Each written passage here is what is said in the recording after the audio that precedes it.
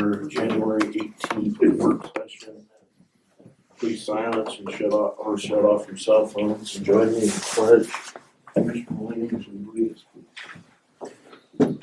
I pledge allegiance to the flag of the United States of America and to the republic for which it stands, one nation, under God, indivisible, with liberty and justice for all.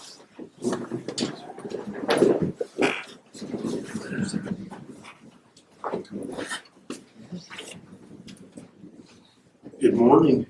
Good morning. Morning. Good to see you. Good morning. How are you, sir? Good. Looking good, Jay.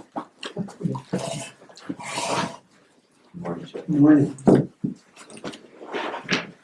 Let's go ahead and, is there any public comment real quickly?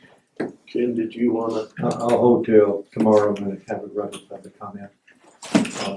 It's kind of interesting what's going on. Copy that. So you guys are on for 9:30 as a timed item, so we're gonna take care of a few things of business prior to that. So, Kevin, do you wanna come on up and we'll talk about Ordinance 104? Good morning. Correct.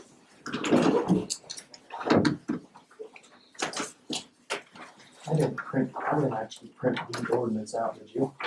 Yeah.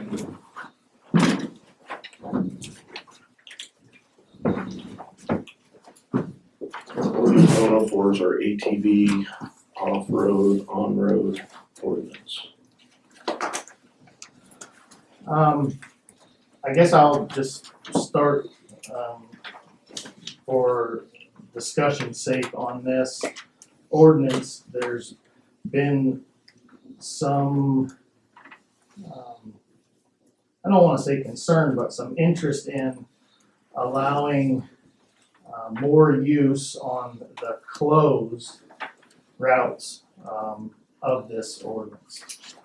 And in review with several commissioners, I think the closed routes, roads in both the southern part of the county and the northern part of the county, and in talking with past commissioners who actually were part of that and signed it, these closed routes were kept that way because of hazard potential with what I would call freight routes, where the majority of the heavy truck traffic would be. Certainly, if you look at the northern routes in the county, but then the main route through what is West Side using Tunnel Hill Road and West Side Road. So I would only offer from the road authority standpoint that the current ATV recreational use capable through this ordinance allows for enough access, and that we would leave these closed routes the way they are from the road authority standpoint, keeping in mind safety of the corridor and the usage of the theory of those freight routes, heavy haul traffic and so forth.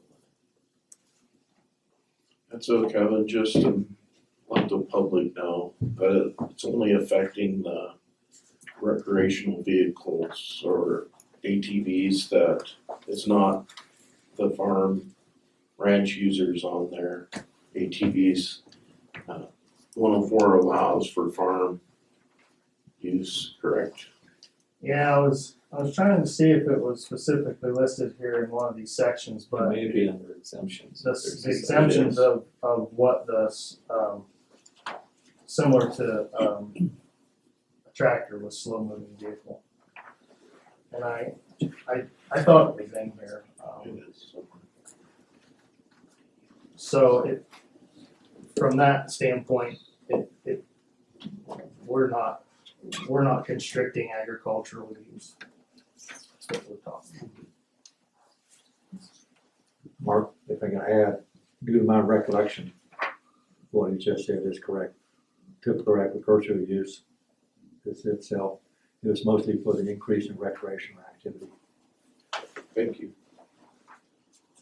So, when this subject first come up, the person said that West Side Road was closed to recreational use of ATVs. And if that's not true, West Side Road is open from the intersection of Stock Drive to the intersection of Tunnel Hill. And so if somebody wants to go to the woods to the west, they can take Stock Drive, West Side Road to Reed Road or Garrett Road, or cross Tunnel Hill Road on Schultz Lane and go up. They can take Garrett to Dog Lake Road. They can even go up, I don't know, the water users, cross water users and go up. And so there's virtually 3 or 4 different ways to get there without changing the ordinance. And so,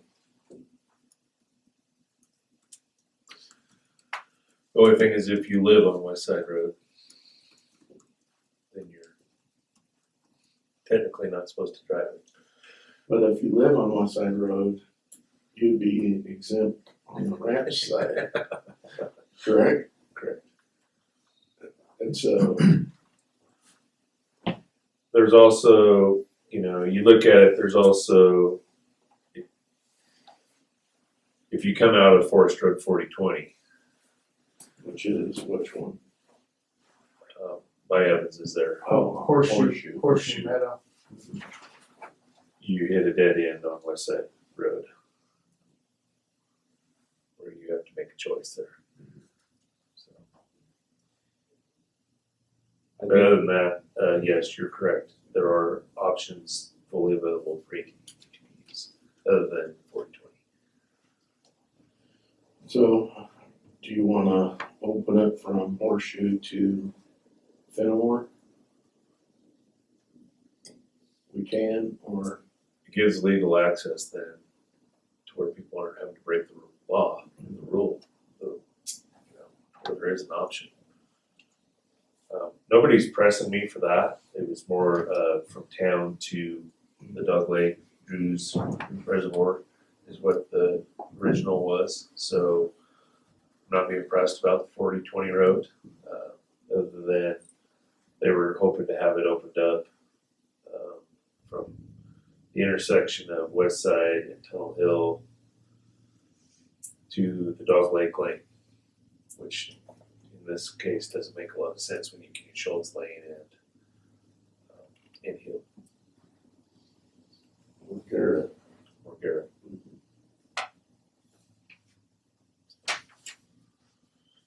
We have it in front of us. Not proposing to make any changes to the north end. There is just that one gap there on between 4020 and Fenimore. Go ahead, Kim. If I may, just to, I guess, reiterate from the road authorities or the, it is the road department's job to manage as much as possible the safety concerns on the right of way for what the roads and right of ways intended uses are. And they are for automobile traffic. So I would just offer one last time that this allows enough access for recreation, and both parties, both the recreational side and the community landowner side, can be happy with where it is currently. Comment if I may, sir. If you switch lenses and you look at this, every single road on West Side is actually open to recreational ATV use except for one designated route to ensure safety for the ATVers and other traffic. And big trucks and whatnot, so that, you know, this is the main through route. If we start chopping that up, that creates an issue. You know, one thing that we've done in some places of the county is you have, because if you look over at the North Lake, there's tons of, there's a I mean, I'd say probably 100+ miles of road that is closed to ATV use. And I can't tell you how many times I've seen ATVs on every single one of these roads in the North Lake County. It just happens, and the reality is they just don't really care too much. But there have been efforts made by ATVers to find ways within the designated roads that it is allowable, where it is safe, and you're not dealing with large hay traffic, where they designate their own roads upon the roads that are legal. And you know, I think there's lots of options available to you on crossing that closed road, but not necessarily traveling on it, and still being able to get out to Dog Lake. And if an ATVer group, or especially one centered around recreation, wanted to take the time to put their own designated route through on the legal roads that are already designated, it's an option available to them. And then you could actually even look at putting some signs, posts, whatever, and you can just say, hey, you know, if you're going to Dog Lake, here's the ATV route, and you can go out there via this method. If we start chopping this up, it will basically start cutting pieces out of what is a designated road, not a designated road for large hay traffic and large truck traffic. It may add to confusion from the recreational use side of things. It could. I'm looking at this from both angles here, rather than looking at it from whether or not roads are open to ATV use, but whether or not we're providing a very clear line for all other traffic and not cutting that up in any way. I mean, North Lake, it's an absolute mess. I mean, there's sections in between Milliken and some of those northern county roads going out towards Fort Rock that are open, but then both sides of it are closed. So how do you get to sections like that? To your point, this map, if you're not from here and you're not familiar with this area, there's a lot of local access roads that are not on this map that Correct. allow for those roads to be bypassed. You can't see them on this map because they're not, whoever made this map didn't include those local access roads. I'm somewhat neutral on this. I'm not sure I really have an opinion one way or the other than just, you know, this is what I see it doing. If we start chopping that up, we can go either way. It's not the end of the world. I was wondering if the ATV group had taken the time to put a designated route in for themselves among the roads that are already legally accessible, and provide, you know, some relief to the confusion as to what roads they could use and what roads they can't. Just thoughts. Good, I am. alright, let's move on. Thanks. Thanks, Kevin. Jason, do you wanna come up and talk to us about your camping ordinance, please? You need another copy of it. I got one. Thank you. Alright, so proposing camping ordinance that's essentially gonna put a limit on how many days in a 6-month period could be spent on private and public property, county property or private property, and outlines exactly how to get the permits and limitations therein. And the highlights of it are that we have 21 days in a 6-month period, permit needed from day 8 to 21. Building department will run the permit, issuing and collecting fees for the permits. And then inside of that, it just gives standards on gray water disposal and things of that nature, what's allowed in the permits. Pretty self-explanatory, pretty short. So for the public that doesn't know why we're doing this, can you explain why we're doing this? We have probably several dozen, if not over 100, people living in campers full-time with no connections to septic, violating land use. So the camping ordinance doesn't bring anything new to the table, it just condenses state ORSs, land use ordinances, and other county ordinances. It's condensing everything into one document, so one enforceable ordinance. So it's not introducing anything new. We have a lot of people essentially illegally living in campers full-time with no permits, no septic, no sewer disposal, Electric. no electric is, yes, it's the least of the concerns. The environmental and health hazards are the bigger issues associated with it. All this is doing is taking all the state and county ordinances and land use laws, condensing it into one article for enforcement. But the primary thing is not, this isn't about hunters getting, this isn't about collecting a fee for hunters going out on the weekends. This is about bringing enforcement to people who are living illegally in campers full-time. I don't have the language in front of me, I just was reviewing some of Darwin's permits, before I came up here. How does this tie into the temporary permit that's granted for living in a trailer while the So landowner's under This construction? is separate from that. Oh, okay, So if you have land use permits, so essentially the conditional use permit, you're fine. And the conditional use permits lines out exactly what's needed to live in an RV, and it gives a time limit to it. It'll specify that you have to be tied into septic and electric before you can do all that. So it gives very specific things to ensure that we're meeting the environmental and health regulations of it. This is for essentially an enforcement mechanism for anybody operating outside conditional use permits. or that hasn't gotten a conditional use permit? Exactly. Okay, That's what I mean by operating outside of it, who hasn't had it. yeah, thanks, I just was curious about that. Yep. Any questions from the board? I don't have any, Comments? I think it's a good plan. Did some great work on this, Jason. Unless you have anything else? That's it. Alright. Yes, thank you. Thanks. Moving right along. Jake, can we get all your stuff done in 15 minutes? I can, sir. Give me the contract.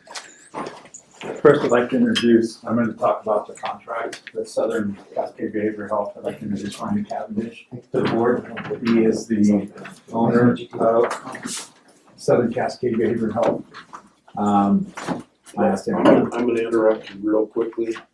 We do have an addition on your stuff. I do wanna talk about the community corrections contract and the fairgrounds, so that's gonna be part of it too later. I mean, I got, then you can go off that if you want. Okay.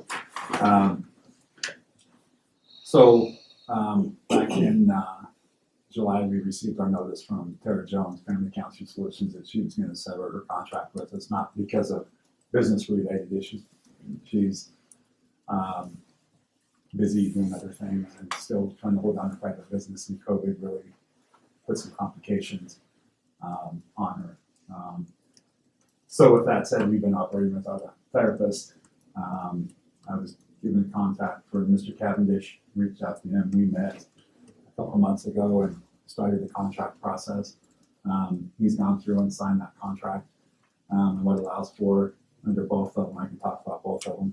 What it allows for is our current funding that was consistent with Ms. Jones is $15,000 a year, paid quarterly. Mr. Cavendish has also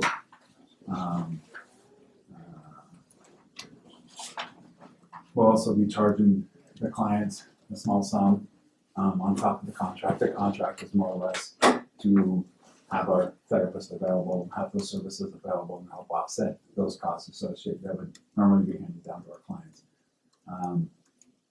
Business will be conducted here in Lake County, also virtually, until things get opened up full time and we're back to normal, if there is such a thing.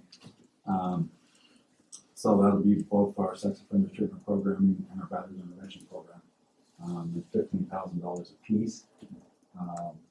We budgeted for that, and we will continue to budget for outside of this contract, if we were to seek services elsewhere, we'd be referring folks over to Klamath, Bend, Burns, or Modoc. And that's kind of the way it was when I first came on board.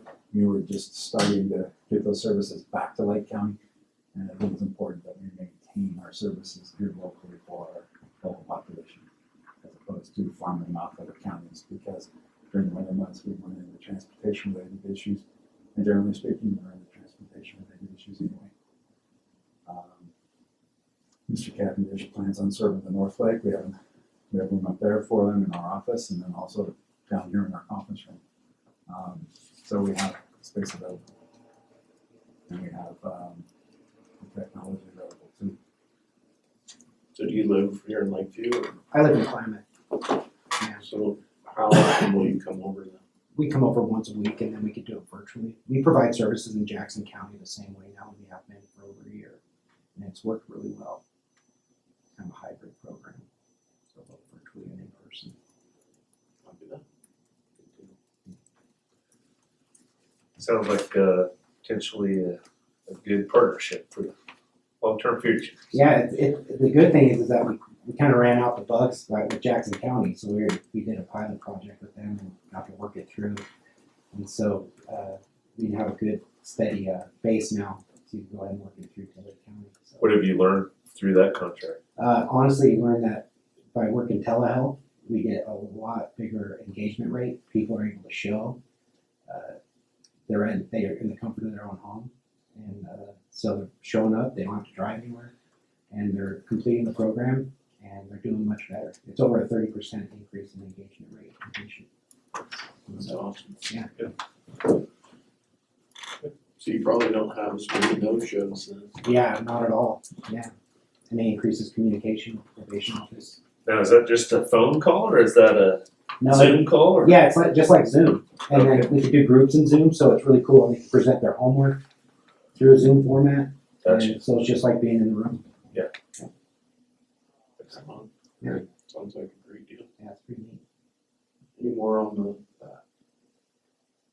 All right, you wanna move on with another? Oregon Youth Authority contract, there's also one for Oregon Youth Authority. Based on, I didn't make a copy for myself, but based on legislation that came out last year,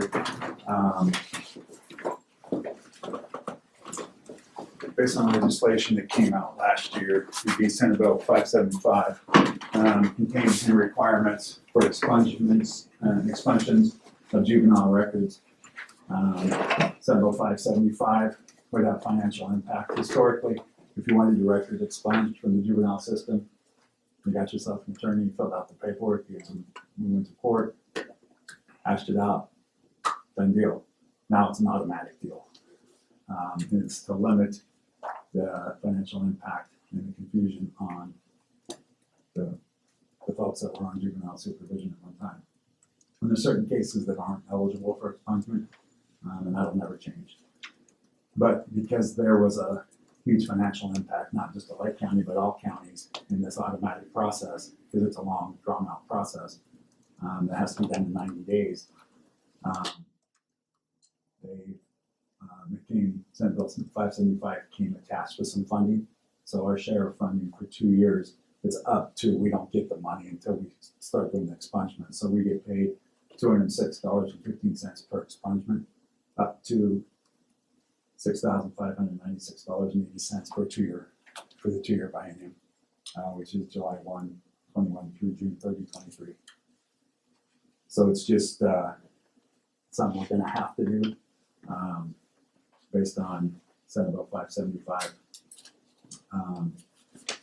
The contract is merely for us doing the work and getting reimbursed for doing the work. I think it's a great thing because when I was down in juvenile department, we had adults that followed them and they didn't have it expunged. And it affected some of them getting a job in certain places. And so this is a really good thing because it wipes their record clean, they can start over, except on some like sexual crimes and I don't remember what else you said, but it didn't work on. serious violent crimes, murder, that kind of stuff. I mean, they can always go for it, and then it's up to our district attorney, and ultimately our court to make that final decision. I was just looking, what year or what prompts the expungement process? Oregon Youth Authority will send us a listing every quarter of who's eligible. eligible? I got you. And then we'll. It's not a certain age limit or just amount of time that they. Yeah. Got you. You want to hit on the Fairgrounds contract real quickly? Have you guys all signed that at February? No, but I just want you to, not yet, but I just wanted you to tell them what this is about. Okay. Previously, before going to the February, I believe I sat down with all three of you and talked about utilizing the residents, how that the fairgrounds as transition housing historically was used for housing maintenance person, excuse me. They worked down at the fairgrounds and was assigned to the fairgrounds. So we, Zach Hall, my probation officer, brought it up today, maybe we ought to look at utilizing that for transition services. I kind of laughed thinking he had rocks in his head that would fly. But I met with each of you and kind of gave you the heads up that we were going to be presenting to the fair board. We went to the fair board and the fair board accepted our proposal. So we came back and drafted the contract for that. We don't have anybody out there yet. Our maintenance crew, not our maintenance crew, Dave's crew, is currently doing some maintenance on the house, getting It's completed. it livable. And then our work crew will go in and do final cleanup and paint the inside as well. We're looking to have this take effect February 1st, and the contract's good through June 30th, unless terminated prior to that date. But then upon mutual consent, this contract may be extended for 4 additional years, as long as it's working out and working like it should be. It calls for a dedicated $1,000 per month, funding $12,000 per fiscal year. Currently, we budget $10,000 for our subsidized housing. Case in point, we had a gentleman released from the institution that had no ties to Lake County. His victim was here. He assaulted his victim and went to prison. His victim moved on. He was released to our community, had nowhere to go. We put him in a local hotel, and that was about $1,400 for 3 weeks. And I couldn't keep paying that because that would eat my budget up in no time. So this came along at the perfect time. So $1,000, we can have up to three people. Won't be mixed gender. It will be either 3 men or 3 women out there. There won't be any crimes against children or folks convicted of sex crimes out there. We'll still have those folks in the hotel. Just trying to broaden our resources, but then also understanding that the biggest impact on reducing recidivism and creating positive change in behavior is having stable housing. And this will give an opportunity. We'll pay for the first month. Obviously, we pay for the first month. We pay every month. But after the first 30 days, we'll be expected to start contributing towards rent. And they're only there for 90 days max. If they come up with something soon, by all means, we'll move them out.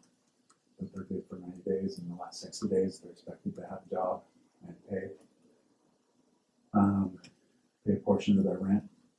But then also, while they're there, they'll be completing up to 10 hours a week of community service work. They're at the fairgrounds, around the house, raking leaves, shoveling snow, helping Mr. Berman's crew out with their stuff that needs to be done down there. So we'll be getting some work out of them as well. And because it's the county housing, we have access to that residence 24/7. So we don't fall under the rental rules. So we can kick them out if we need to kick them out. We can stop in morning, noon, and night if we need to check on them and make sure the house is is picked up, things are in working order, and they don't have any guests over, no gas, no pets. There's a whole handbook that goes with it, and I neglected to attach a goal line. There's good accountability though. But yeah, Can you give me the other one back too? It's your answer. Thank you. Thanks, Jake. So we got two different groups that potentially use that facility. This transition group, and then what was the first group we approved? Or the first? When you came to us the first time, who was that for? Same transition yeah, group? same transition. Okay. So why is this coming before us again? So we're just gonna sign it now. He's got the contract. We didn't have a contract. Oh, The fair gotcha. board I just is wanna- gonna be, Okay, I thought we had two Fairgrounds. different types of probation. No. But it just, we didn't have the contract prior to this, But we got Excellent. everything squared away with the fair board. right? the fair board is squared away with it, they just need to meet, they don't meet till February 1st or 2nd, I believe, so they'll be signing it then. And that'll become, I'll come back before the board with a shorter version of what I presented today for signature and approval. Gotcha. Did the fair board show any reservations about having it rented during fair? We have, plan in place for fair and as far as our supervision practices and, who we're gonna have living there and who's gonna be there. We're gonna dictate who goes there, the clients don't get to say they're going there. So we'll dictate who's there and there's gonna be, again, there's gonna be community service work being done, so there's some garbage pickup, some trash being emptied. I know the fair board usually contracts that out, but they can't be everywhere at once, so there's gonna be some additional work, help set up, help break down. Great. Just curious, where the group was at with that. We had a small conversation about that, but they weren't too concerned about that. The fair board was really welcoming.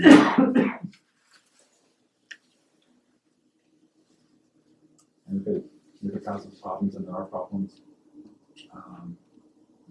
sever our contract and go plan B. That's good, thank you. So Ann, how long will your vision take? Not long, Alright, go ahead and get you but done. hey. I'll be down, so. No, that's fine. Otherwise, we're gonna have to wait an hour or so. Okay, good morning. Before you are Thank you, nice meeting you. Nice to meet you. Thanks, Ryan. two different, I would call them like housekeeping items for the budget fiscal year. When I got it on the packet. The first is appointing a budget officer. That's something that has to be done every year. It's part of the process. And then the second is approving the budget calendar, which sets our dates for meetings, publication notices and things like that. So I don't know if it's on the agenda to make a decision today or if you're gonna do it tomorrow. So it's pretty standard practice on, There's action consideration today on both of Okay. those. so. So do we have a motion on the budget officer? Chair, I'll make a motion to appoint Ann Crumrine as the ongoing chair of the budget committee, or sorry, excuse me, of the budget officer. I'll second. Motion's been made and seconded. Any other further discussion? All in favor, say aye. Aye. Aye. Chair votes aye. You are the budget officer. There's a shot. Still the budget officer. I don't know why people don't jump up and down to do that. I just don't get it. No, lots of people have opinions, but nobody wants the responsibility. It's That's just true. That's what happens. So is our budget meeting, does that go hand in hand with a regular meeting in Fort Rock is what I'm? No, I don't think so. I think we, Okay, no, the budget adoption, the budget hearing before adoption is that first meeting in June, which yes, historically is in Fort Rock. If we move that, that's fine. I can just publish the notice that the meeting is somewhere else. I just think it needs to be, if we're meeting in Christmas Valley now instead of Fort Rock, it probably should be in Christmas Valley. Yeah. Oh, yeah, once I'm ready to publish the notice, I'll make sure I've got the right venue Alright, and time and everything. We typically have a hearing here in Lakeview on Tuesday and then Wednesday wherever that meeting is. So we moved our meetings from Fort Rock to Christmas Valley, Okay. so just. just because of participation reasons. Yep, that sounds good. And I did send out the budget calendar as a draft to all of our budget committee, and I did not get anybody with a conflict. I'm not sure how closely they looked at the calendars. So those are the best dates we have right now. Sometimes we have to be flexible at the last minute, so. Yep. Okay. Alright, yeah, thank you. We need a motion to approve the Oh, calendar. sorry. I'll make a motion to approve the fiscal year 2022-23 budget calendar as presented. Second. Motion been made and seconded, any further discussion? All in favor, say aye. Aye. Aye. Okay. Come on up, fellas. You might as well all come up at the same time. I'm just gonna say a few words, Oh, okay. then I'm gonna have them Okay. come up, so, well, good morning, commissioners. Morning. I'm glad to be here, I haven't been here in a while. Let me just, some introductions, you probably know Chip Massey, he oversees external programs for the college, he sits on the president's cabinet, makes sure that we know what's going on in Lake County. He does a very good job of representing Lake County on the president's cabinet. Peter Lawson oversees the grants office for the college, very important part of the institution. We cannot just depend on state monies. That's how we grow. We really is through the grants office. And Peter's done a very good job ever since he was hired. So before I say a few words, would you entertain me to talk a little bit about the off-roading comments that were said earlier? Sure. All right.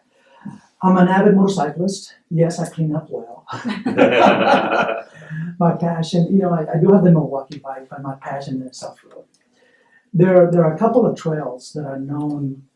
The first one is throughout the Pacific Northwest, and that's called the Oregon Backcountry Discovery Route. That's 910 miles, and it starts at the California border, goes through Lakeview and Walla Walla, Washington. I've done that several years ago. I did that. There's one trail that off-roaders know very well, actually throughout the world. That's called the Transcend Trail. And that one is like, if you're a mountaineer, that's like climbing Mount McKinley or Denali. It starts in Tennessee and it goes through Utah, Texas, New Mexico, Arizona, Utah. And it goes through Lakeview and it ends up near Coos Bay at the Pacific Ocean. I've done that, about 12, 13 years ago. I don't know if I can do that again, but I did that. That trail, like I said earlier, also goes through Moab, and that community embraces off-roaders. It's amazing. That big part of their economic development is off-roaders. And you got two major trails going through your community. When I did the Transcend Trail, I had no idea that I was going to work here. At that time I was actually working in Ohio. But we went through here, me and three other guys, we stayed at the local hotel here. And I needed my bike to be tuned up. It was a KTM. And I had it tuned up locally here. Needed a little bit of work with carburetor and so on the carburetor. So you do have an opportunity for economics, for these major trails that are known. Again, Transcend Trails is worldwide. One of the camping, I forgot where it was, I think it was New Mexico. There was a group of Austrian bikers, from Austria, and they were on that trail. And they were amazed. He goes, it's amazing how big your country is, that you can do this off-road. So anyway, just to say a few comments that, Lakeview is part of my community. I do ride here, every now and then, so there's a great opportunity. So did you have any trouble with closed roads or did you? There were some areas that we had to go through, but we knew beforehand that we had to get permission from these are major, ranches. Before we went through, they were expecting us. We called them, cell phone, we did have reception, and they opened the gate and we went through. It was only a couple of areas.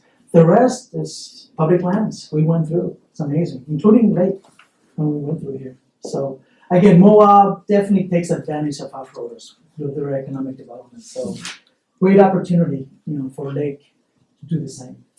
Okay, getting back to my tie and professional here as far as the president of the college, a little bit of background. When I got here, we started working with Lake. There's a saying at the college that we do the right things for the right reasons. Sometimes it doesn't make business sense, but it's the right thing to do, and we do that quite a bit.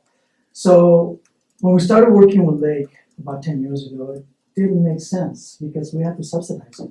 Yeah, you helped out a little bit, but it was not nearly enough. But it was the right thing to do to help our rural communities. So we did that. It was about $200,000 a year or so.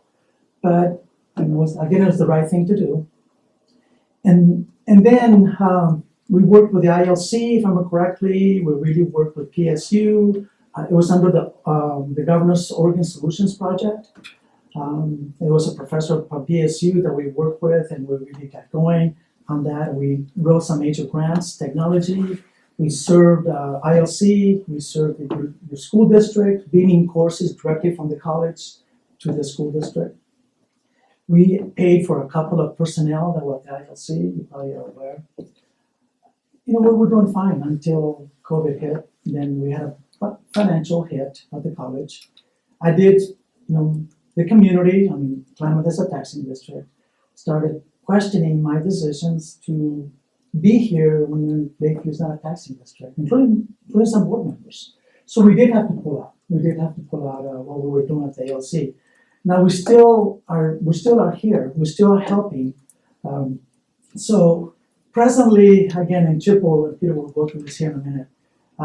We're here because we're asking for an ask for monetary and this is up to you, from your CARES monies that you received through Representative Reski and Lithicum for the Apprenticeship Center. Now, even if it doesn't happen, I just want to say that we will continue to do the right thing, even if you reject the ask that we're asking. But to be very frank, it does make my job easier to stay here, and that would be a sign that Lake is committed. But even if it doesn't happen, we will still continue to do the right thing. So with that, I'm going to ask Chip and Peter to come up. Thank you. We have the capability to put up PowerPoint. Yes. There we go. Thank you. Now, You're welcome.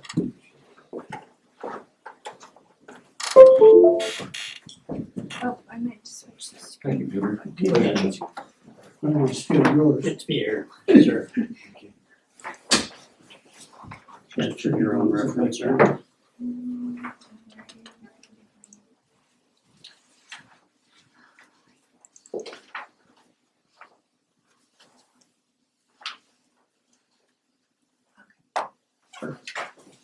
Thank you. Good morning.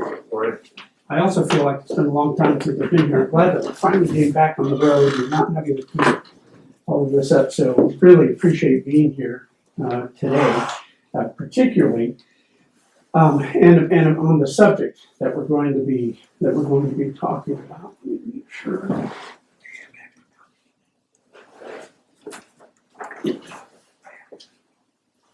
Can't see that. Trying to find the full screen. Go up to view, Slideshow. There. next one.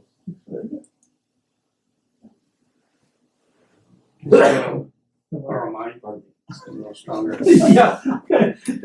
Might not even stronger than yours, Peter. Oh, slideshow from the beginning. So go two more from view up on the orange. Go up to the orange again. Oh, Yep. yeah, back up. Oh, I see. Yeah, go slideshow Slideshow. from the beginning. There we go. Thank you. There we go. Okay. So, we're here today specifically to talk about the Apprenticeship Center and our fundraising efforts for the development of that facility over in Klamath on campus. One thing I would preface this with, I also, because I haven't been here before you for really almost 2 years, in a presentation capacity. I brought a little bit of a review of some of the things that are still going on that are kind of stuck in here. They definitely help kind of frame what KCC is still doing.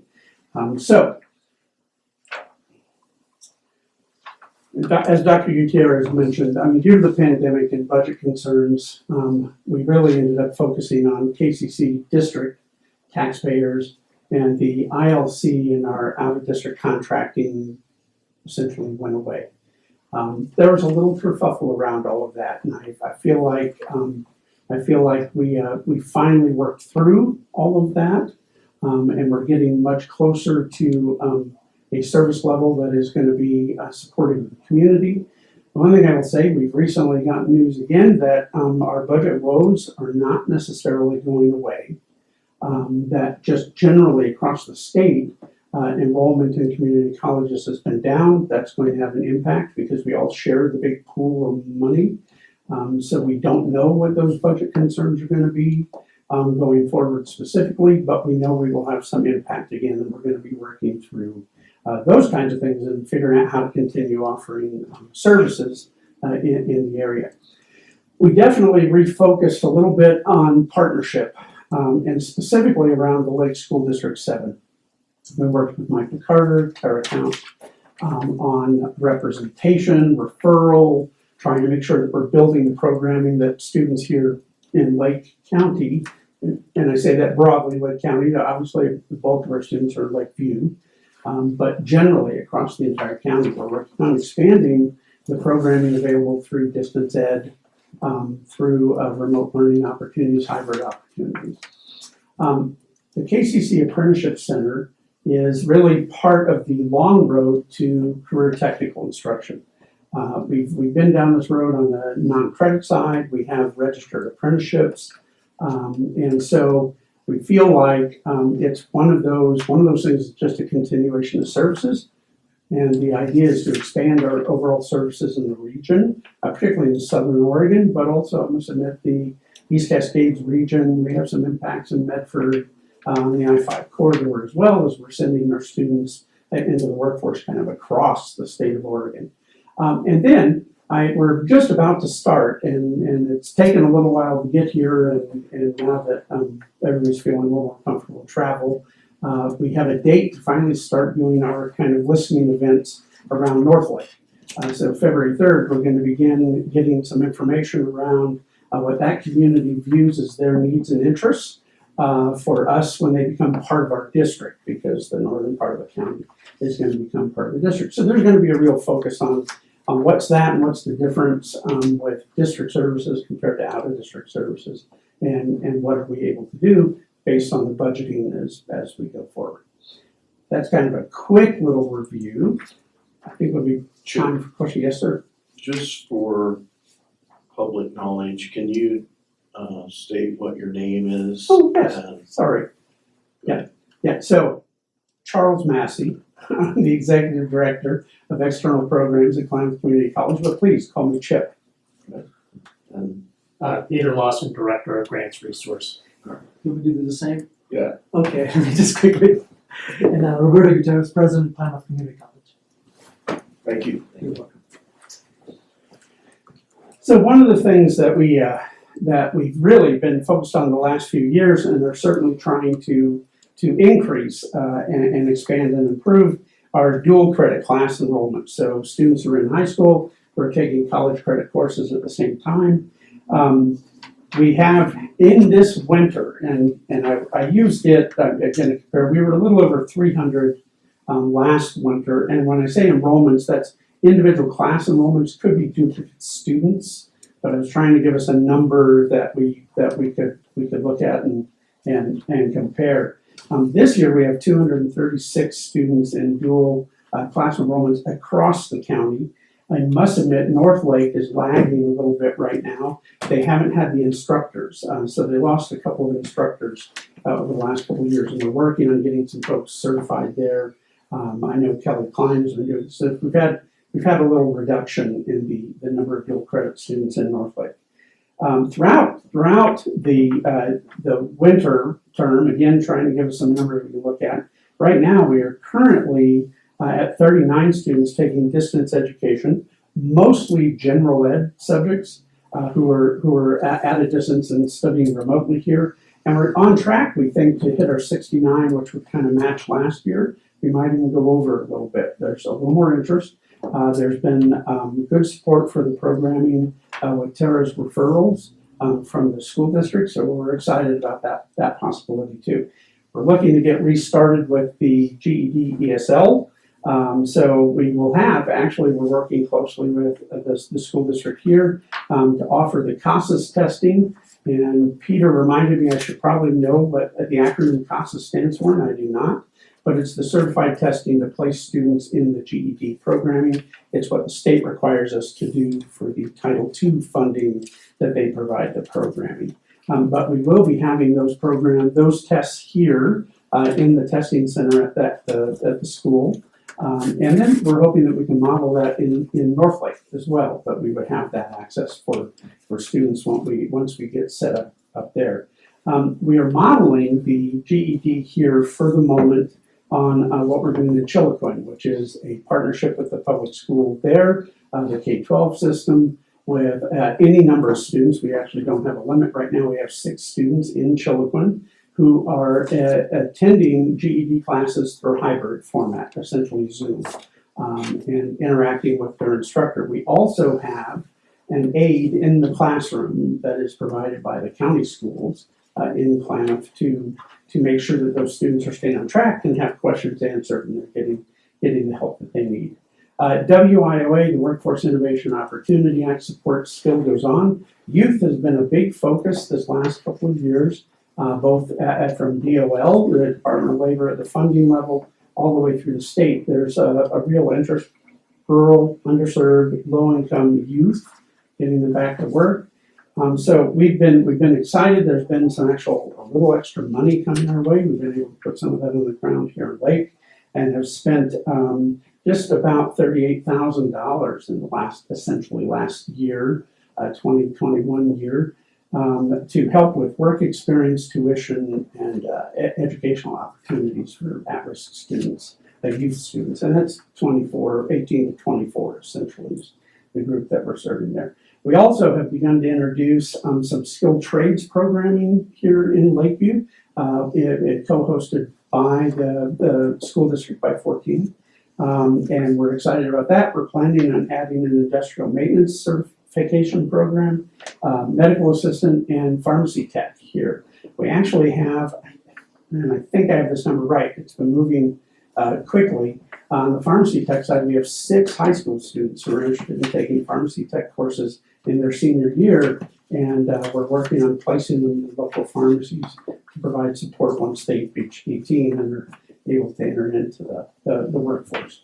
We also have, and I'm excited, we've talked about this before, but we wanted to make sure we could sustain. So we actually have 3 electrical apprentices in Lake County.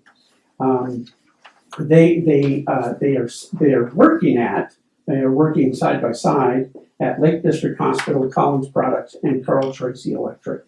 The nice thing is, and for so long, apprentices who were in Lake County were actually having to drive to campus 5 days a week or 4 days a week to take their evening classes, which meant leaving work early, trying to get there. Well, we're now providing most of that education remotely, and we're utilizing the video setup that's at the Lake District Hospital. And that's been really great because they can work a full day with their training agent. They can then take their classes at night, and if need be, they can come and visit for a day or 2 for programming in addition to what they're getting here. So some pictures. So you'll recognize Peter. He's kind of holding up our rendering of what's going to be on that big blank piece of ground that's over your shoulders there. Strangely, no extra stipend for that. No, we don't pay extra for that. And then on the upper right, there is what is actually taking place within the last week, I believe. This is that we have a live camera. I'm happy to share that link to you, but there's a live camera on the project site that Kinsman has put up so that people can track the work that's taking place for the Apprenticeship Center. And then in the lower right there is the actual rendering, a side view of the building, the main building that will be part of that. The thing I would say about the Apprenticeship Center is it isn't just industrial trades and apprentice. We are also doing fire training, both structure and wildland fire, emergency medical, and then some criminal justice work in that building as well. And we will be doing CDL, and potentially, we're working on right now a heavy equipment operation certificate that would be coming out of that facility once it's going. Do you have anything that you wanted to add in pictures? No, I think that's great context. It's actually been really cool when you see a little bit of that progression there that gone from the field and now they've done really a lot of the site prep, and of course that got a little bit interrupted by weather, but they're back on track. And so we're happy to share that link, and it'll be really a lot more exciting when it's more than dirt, when you actually see walls going up and that kind of thing.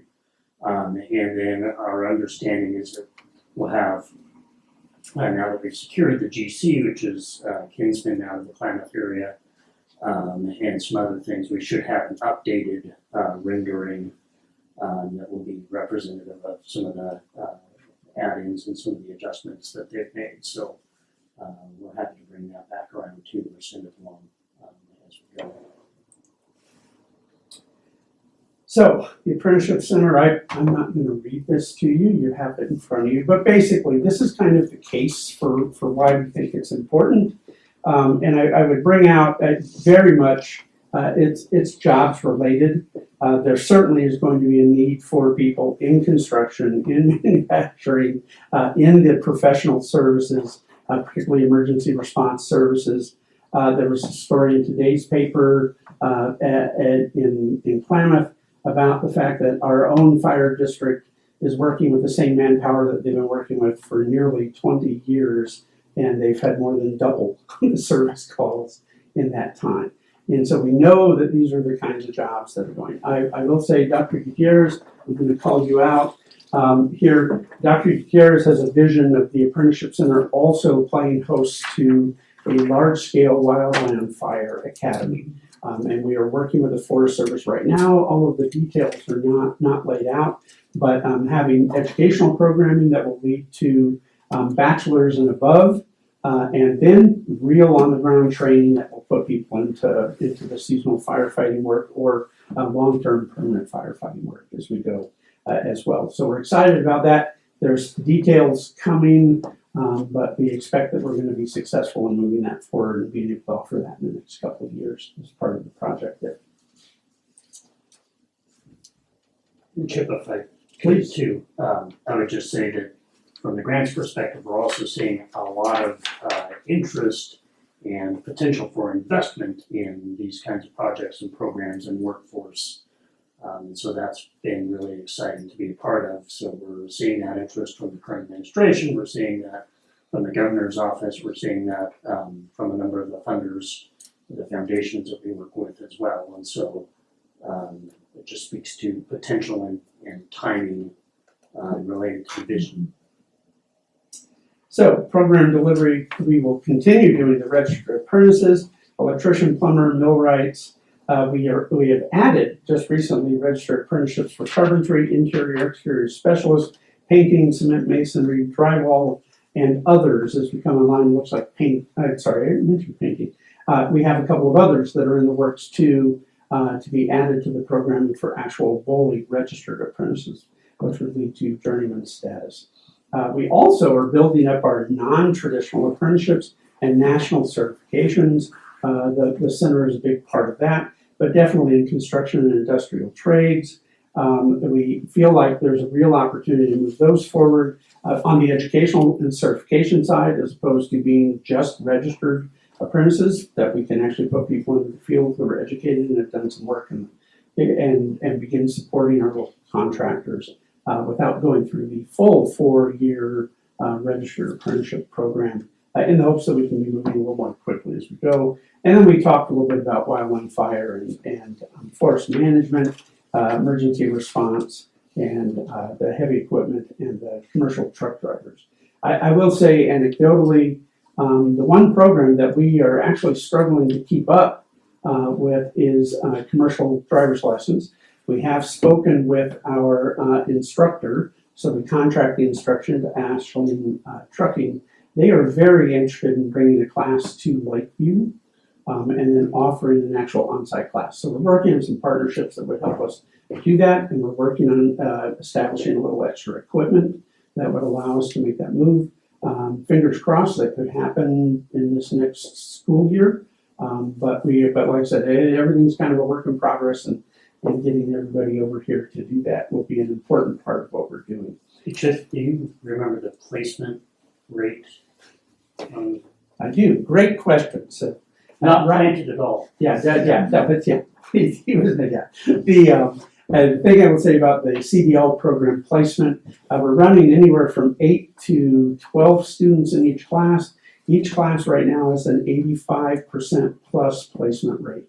Nearly every student in the class is hired prior to the end of the class and then getting their certification. The few folks that are not, I would share, they are kind of choosing not to yet. They're looking for something that they want to do. They may have been offered something in the long haul environment, they want to be local, or vice versa. But eventually we feel like we're putting almost 100% into the workforce at some point. So hopefully we're playing a small part in alleviating some of these supply chain issues around transportation.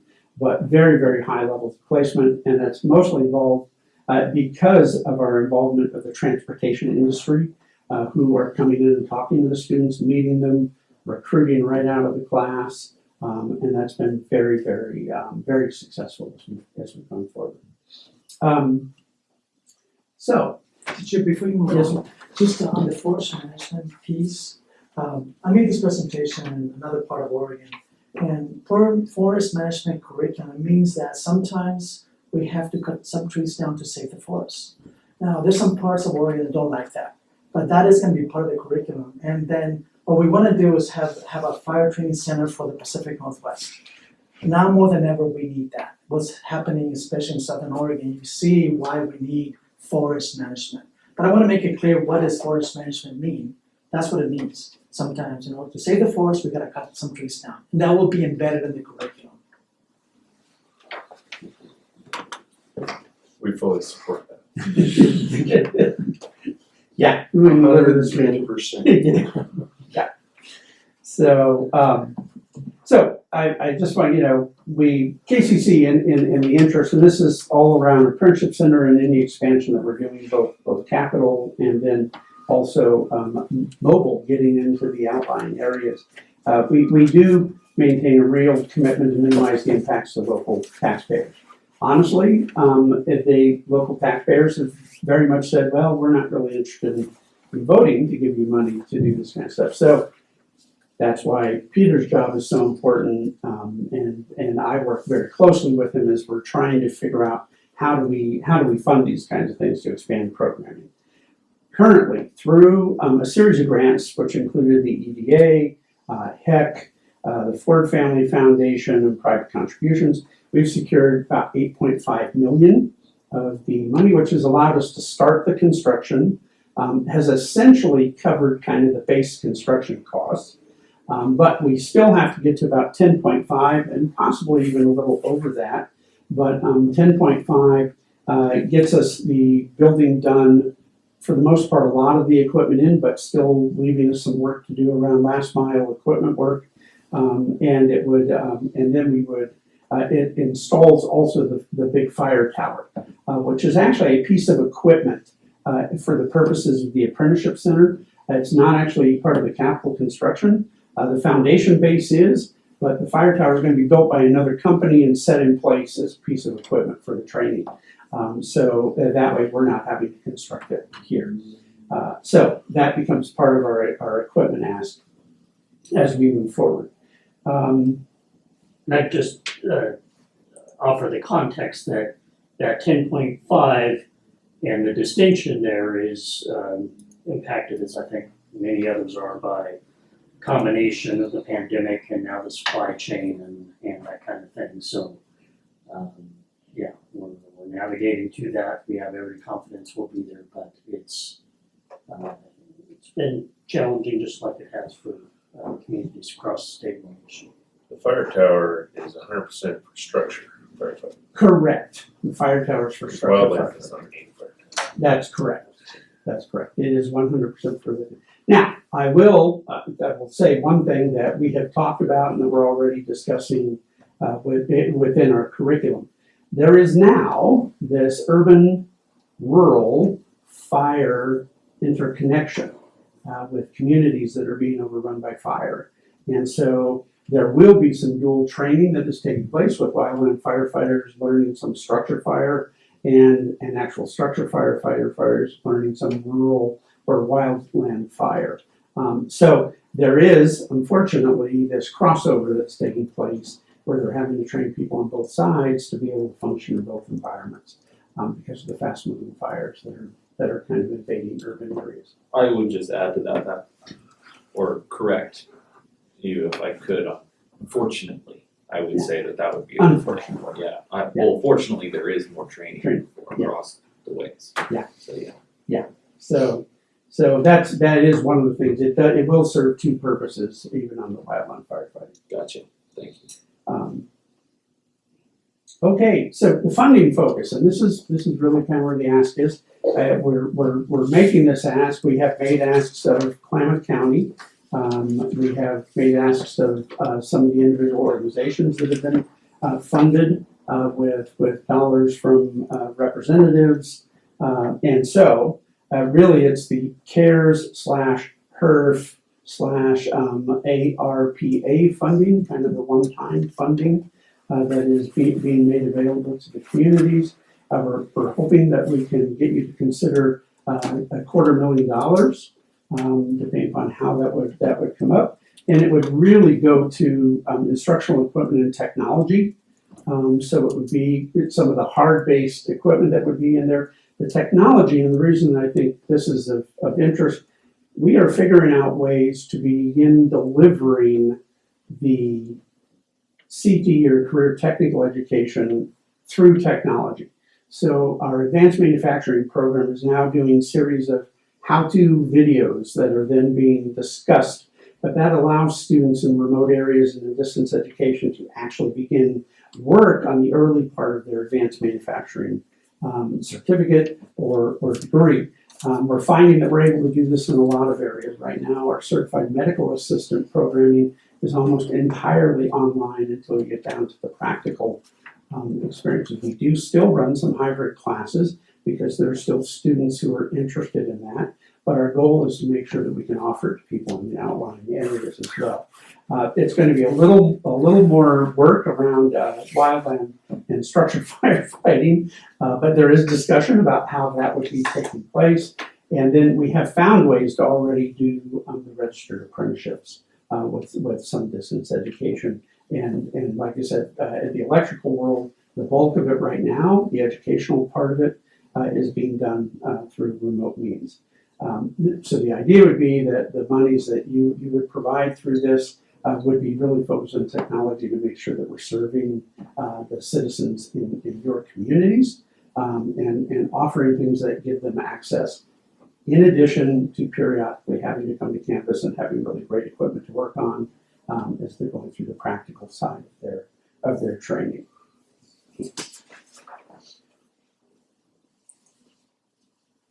So, when completed, the Apprenticeship Center will serve as a regional hub to provide builders, protectors, and innovators in the South Central Oregon region and beyond. We feel like that is very important going forward, that we are beginning to build and grow a crop of our own construction workers, fire protection agency folks, some criminal justice, and then some innovation. The Apprenticeship Center will also allow a certain amount of innovative product use as we do the simulated programming. And this is totally anecdotal, but will be part of the Apprenticeship Center going forward. We have purchased a aviation simulator to expand our aviation programming. We have purchased a commercial driving license simulator to expand the commercial driving license program. and we are working on a forklift simulator and a driver's education simulator so that we can begin getting back to the driver's ed. I share that because we had what we felt was a very successful pilot. We actually were teaching students in Northlake and Lakeview and Paisley the driver's ed programming, some of it hybrid, and then we were actually taking one of our vehicles to each of those communities on the weekend, and then all of those students ended up coming to Klamath Falls for their final testing because there were no 3-stage stoplights or on-ramps for freeways out here in the rural area, so everybody had to spend at least one day in Klamath. But we were very successful. We actually graduated, I think, class that totaled about 12 students, having done it in a hybrid way. So we're looking at ways how can we be helping with that too. Very nicely, as part of our budget, we do have a new vehicle being purchased so that we can continue expanding particularly the high school student driver programming, which is we're helped by ODOT with that. That was totally off track. Obviously, it wasn't in here. I wanted to share that. And now I'm happy to take any questions. Peter, did you have anything you would like to add? No? Dr. Gutierrez? Just, we have a long-standing relationship with Lake County, so it's nothing new. So we're not coming with, if you give us this, then we'll do this. What are we doing? We're already here. Matter of fact, isn't there an office here in the courthouse? Through WIA? Yes, through WIA, yes. And you see what happened in North Lake. Again, we did the right things for the right reasons. Those community members, some things happened in Salem, and I didn't want to be part of it, where they really criticized our sister institution in Bend. For 50 years, they were a taxing district. And then those leaders in North Lake, they said, we've never been served before, like with Kcc. I did tell those community leaders in North Lake, please leave me out of this. I need to continue to work with our sister institution. Obviously, I did get a phone call from the president there saying, what is going on? I said, we're just serving rural county. And basically, if you would have done that a long time ago, we wouldn't have these problems. Now, North Lake is part of Kcc. But that's what they wanted to do, or you wanted to do. That's historic. That's never happened before in Oregon. And then the way it happened, minimal drama. It was just really a good process. So that was good. So looking forward to serving that part of your county, and looking forward to continue to serve you. Again, if it doesn't happen, we'll continue to do the right things. However, like I said earlier, it makes my job easier to have this goodwill gesture to say, yes, Lake is helping us, look. But even if it doesn't happen, that's okay too.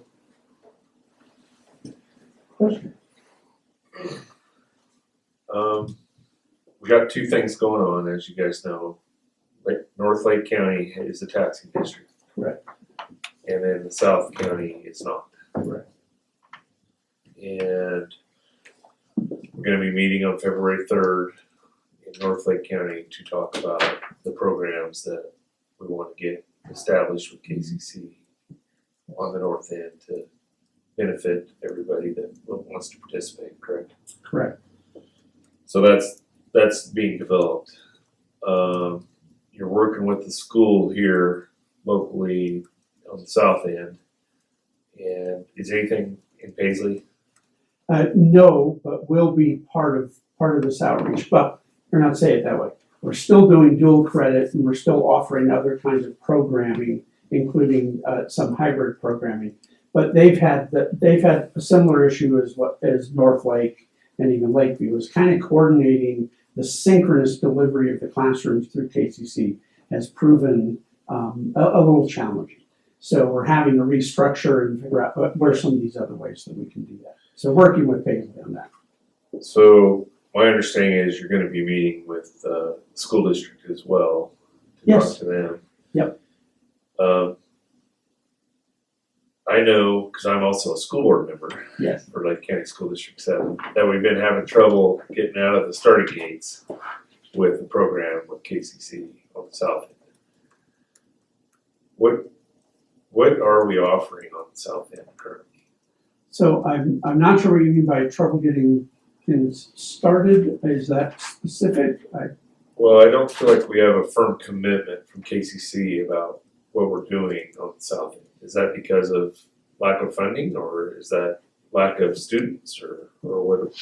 Well, I feel like the dual credit programming is moving forward. Okay. We're about to add the GED ESL programming again. That's taken a little bit, but that's certainly, unfortunately, it's taken a little bit to get back to Chiloquin, to get back to any of the other places that we've been.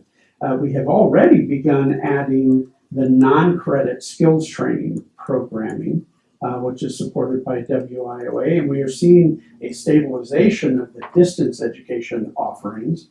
And I think part of that, I must admit, we give kudos to the team here, Michael and Tara, making sure that students know about that programming and that they're getting engaged in it. So I feel like the opportunity is that we're going to continue expanding those items. I don't believe those particularly have a budget concern. They're kind of baked in to the programming that we're doing. While we kind of sort through on the budget side, what's going to be the addition to any programming. And so I feel like we're on a path to getting that done. There's going to be hopefully some grants sought to expand the shop here at the local school that would allow us to expand some of that certificate training for the high school students specifically. I think that's one of the things that's on the agenda today to be talking with the superintendent about when we see him later. I guess. Well, I guess where I'm getting at is pre-COVID, we had pretty good numbers for Yes. Lake County, correct? Or Well, south end. Yeah. I want to say 60 at least. Yeah. In distance ed and on-site learning. So right now, we're not at those numbers though. No, but I must admit, on the distance ed side, I expect we'll get there this year. Okay, we currently are at 39 or something. Yeah, and I feel like, because I must admit, spring is one of the times that we usually get a little bit of a jump up. Gotcha. So, yeah. So I expect we'll be close to kind of the numbers we've had in the past. Yeah. In distance education, which is taken over a little bit for some of the on-site work at the ILC. And then one more question, if that's all right.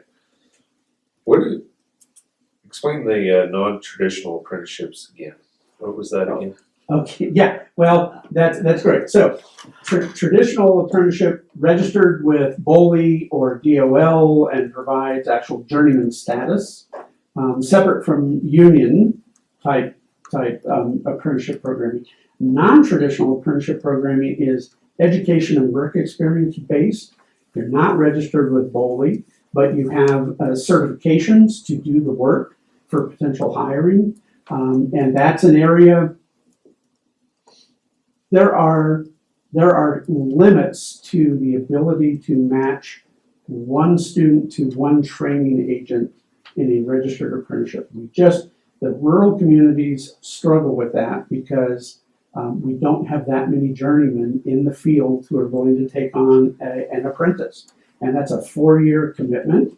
You're working side by side, you're doing a certain amount of education. It's very, very positive and it's very good, but when you only have, like in this case, we don't have a single plumber in Lake County who's willing to do a plumbing apprenticeship. And the non-traditional educational programming, it will at least help alleviate that until we can start to get people who will take that on. We have 3 traditional training agents in electrical right now. We expect there's some more. There's some discussion. I mean, Collins has multiple journey people. So we're expecting that we'll be able to do some matchup there and get a little more. But plumbing is the one that's been a little difficult. We expect we'll be able to expand millwright also because you do have some journeyman millwrights in the community for registered apprentices.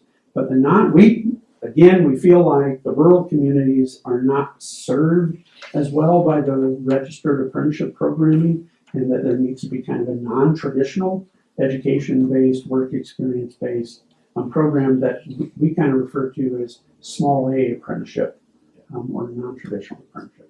Appreciate that. So Thank you. let me just say a few words about this, because this is a serious matter. Chip, we just met with the governor's liaison, and we use Lakeview as an example. This is a problem because a lot of this is tied in with BOLI and unions, And some of this is control issues. Now, it doesn't fit rural Oregon. So not too long ago, I was called to Bend to go talk to some of the unions because they found out we may be doing this. We need to think of a better word instead of traditional, non-traditional. I'm not sure, but we need to think of something better than that.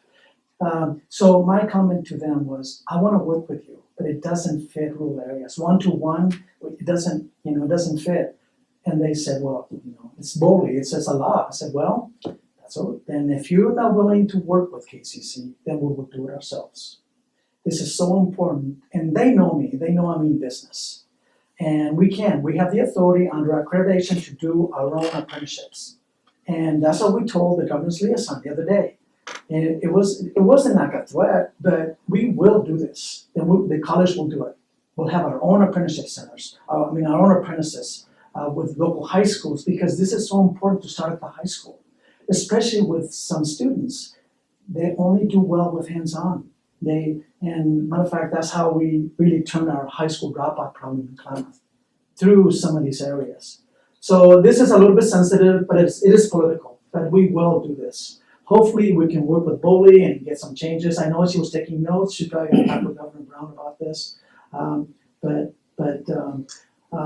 If they don't help us, then we will do it ourselves, through our own accreditation. Thank you. So I'm kind of maybe lost a little bit on the history, but is there potential for the ILC to operate, is it operational right now? Is there a plan to get it there, or? Not at this time. Okay. The issue is college was spending $200,000 a year to subsidize it. Okay. And we can't do that at this time. That's per year. We don't have the finances through many issues. So not at this time. So make that kind of commitment, especially at non-taxing district, because those subsidies come at the expense of Klamath, which is a taxing district. And then there's questions about that. I'm a long-term president. I'm the second most senior president in the system. So I have capital, and I use it, like I just told you. I told people in Bend, and I can do this, but there's only so much I can really do with some of these things, especially with subsidizing Lake County. Right, so the hospital is providing that connection right now? Is that true? Okay. Under the technology that we got in one of our earlier grants that we also have at the high school, we expect there could be an opportunity to do this through the high school as well as a space. So those are some of the things that are being worked on. The Lake County District Hospital, we have a long-term relationship with them, but they do make a monetary commitment. Okay. So see that one, and like I told my board over the years, they make a monetary commitment, so right around $100,000 a year. Okay. To really work with the hospital to crank out rural nurses. Now we have a vision to have the bachelor's degree in rural nursing. Now that one took us a change in state law, Senate Bill 3, and Kcc and Chemeketa were the driving force behind that. And Charlie Trade was some of those presentations. So we are changing state law, Senate Bill 3, that helped all the other community colleges, but we did it to make it fit us here in rural Oregon. I know Charlie speaks highly of it. Yes, and I speak highly of Charlie and the board there, the leadership. It's a long-term relationship we've had for almost 10 years. So I very much appreciate that you took a stand, I don't wanna say against the union, but against their policy. That has crippled rural communities on getting plumbers, electricians, anything that has to go through the union steps. Is there a way that we as a county, as county commissioners, can help change that law? And at the state level, so we as rural Oregon would have different, I don't want to say different rules, but virtually different rules to allow for us to have these apprenticeship programs in rural Oregon to bypass the unions, because as unions work, if your dad's a plumber or a fireman, the likelihood of you being pushed ahead to become a fireman is way greater than the kid that comes out of high school and doesn't know what he wants to do for a couple of years, and then all of a sudden he wants to become this or that. And so I appreciate we're focusing on our youth, but there's a lot of people that are late bloomers in life as far as what they want to do for a living. And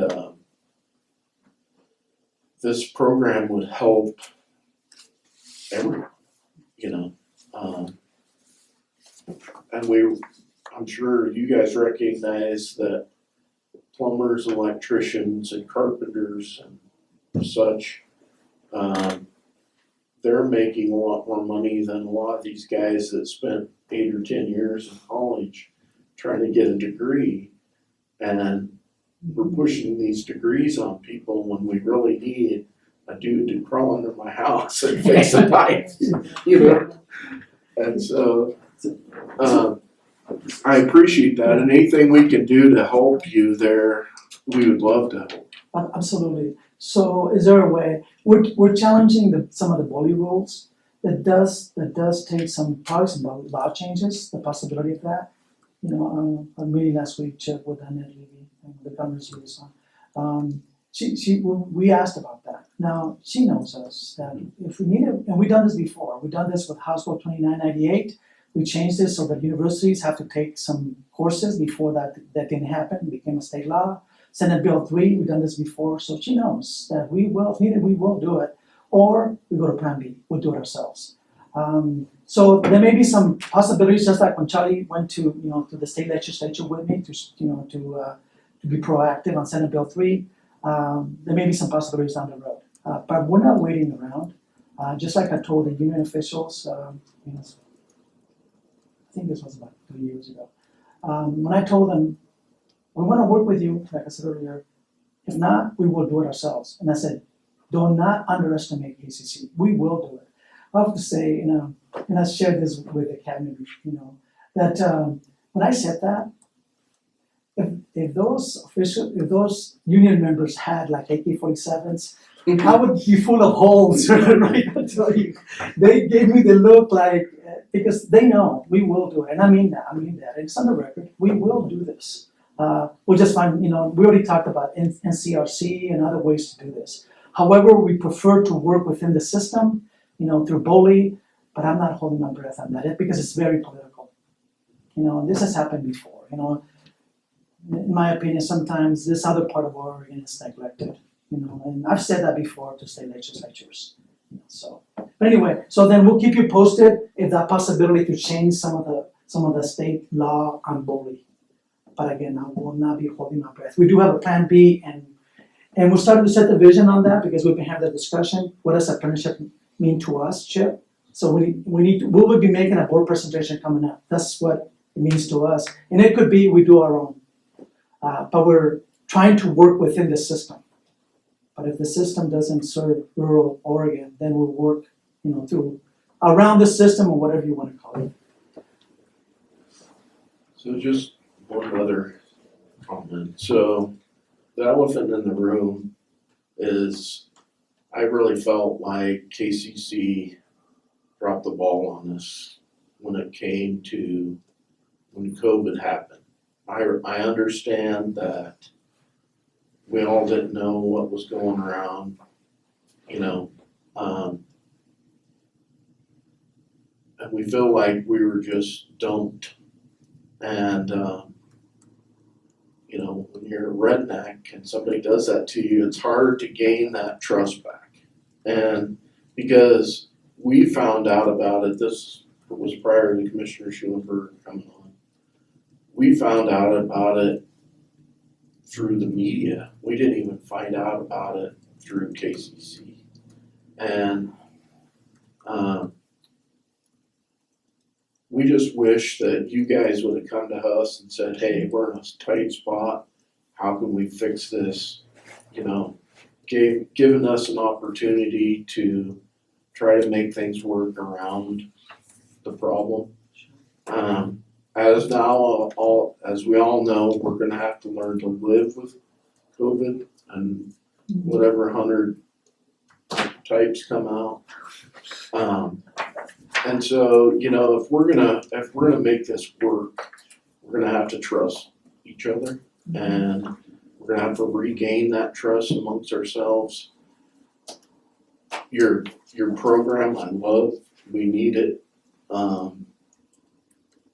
My feeling is that we just need to learn to work together as better partnership, to help, you know, Klamath County and all over Oregon.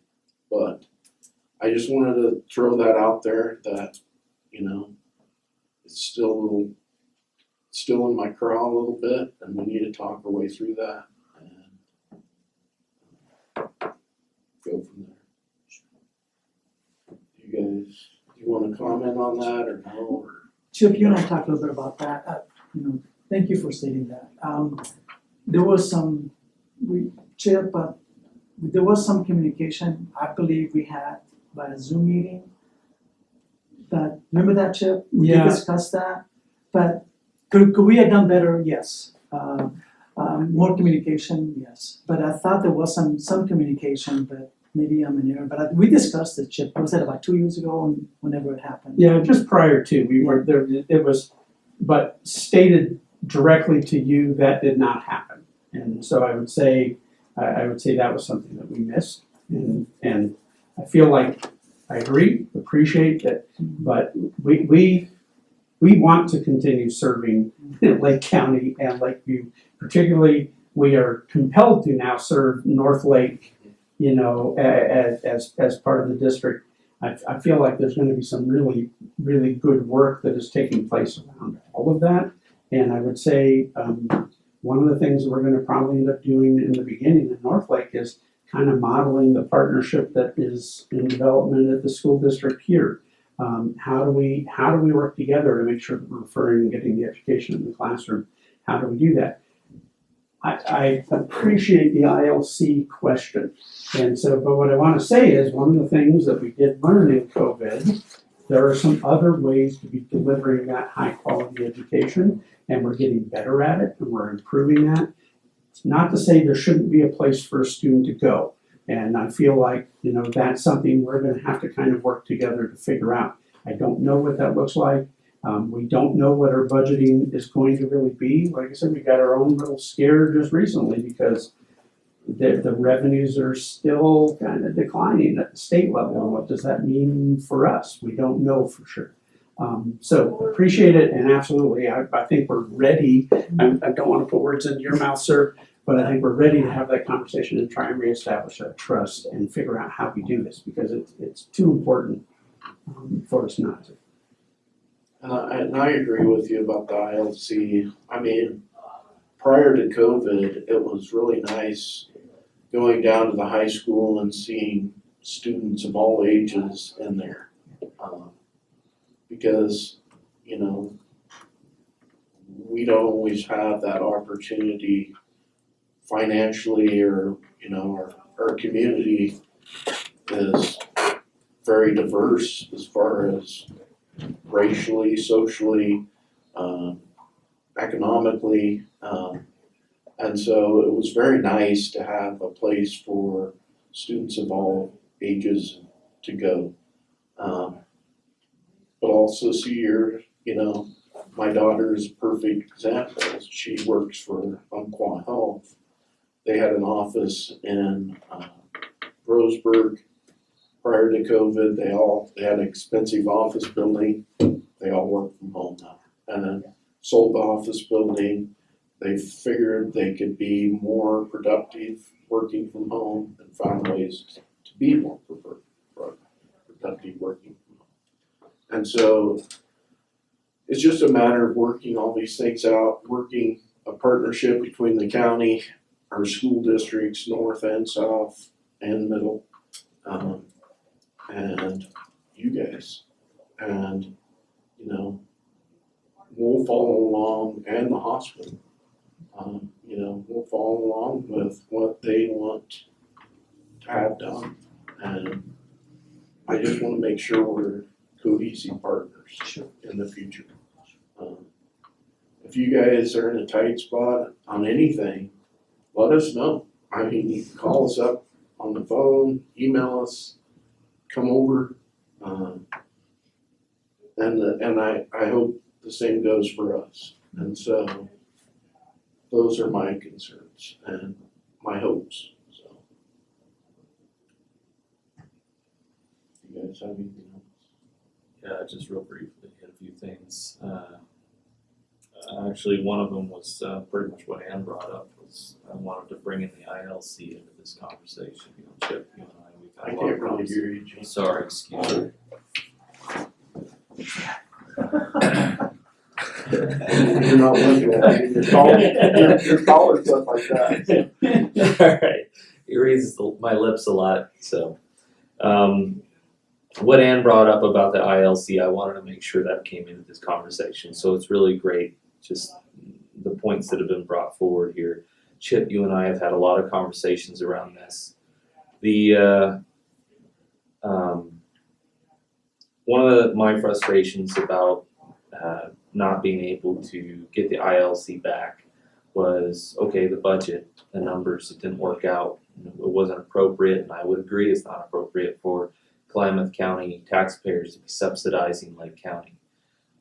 My answer to that was to shrink the budget, cut costs where we could, try and find a way to make it work.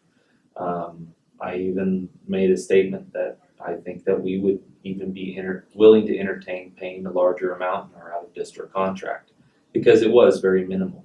I believe it was next to nothing, really, in order to operate the contract.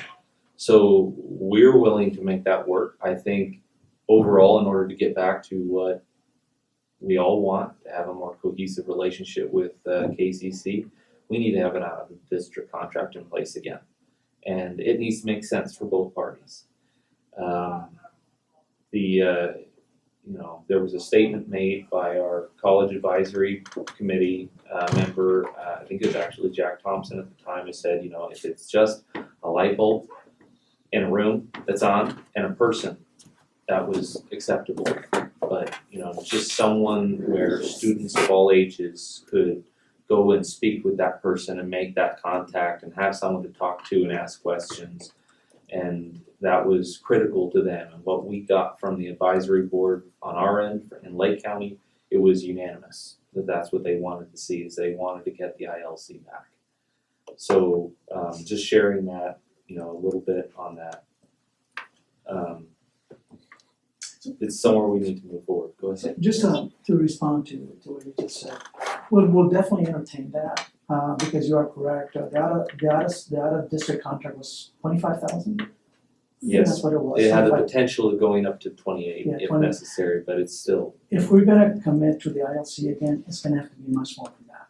But if you want this, if the commissioners want, we can put together some kind of proposal and to open the ILC, but it's gonna have to be much more than 25,000. Well, and I understand that, and we've talked about, what could we pay? What are the potential possibilities for us in order to make it work? I do think costs need to be tracked. We were able to provide the ILC for a lot less than what we were paying in that last year. Sure. It steadily went up every single year by a substantial amount through IT costs and everything else. And sometimes those are necessary. Costs go up, but it's just something that we need to continue to move forward, especially, and there has been some discussion about potentially having the south end of the county be a taxing district one day. Sure. I don't think that it's something that we could potentially move forward with our public as a possibility for a taxing district if we can't even have an out-of-district contract in place.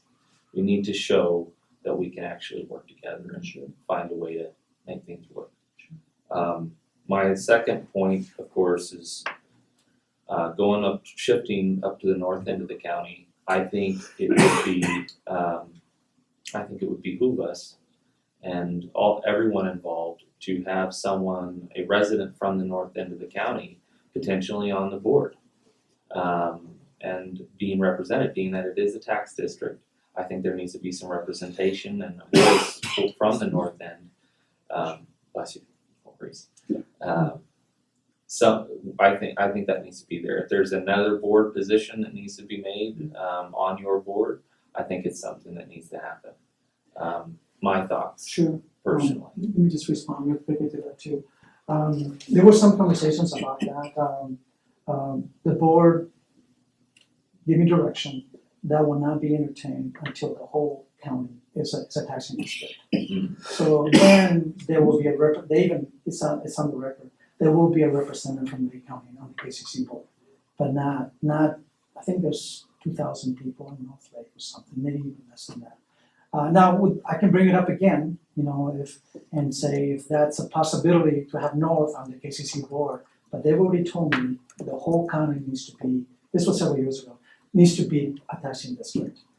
The way the system works, please know, even if the whole county is a taxing district, Kcc does not get a lot of money. It goes to a pot and everybody pulls out of it. It's based on, certain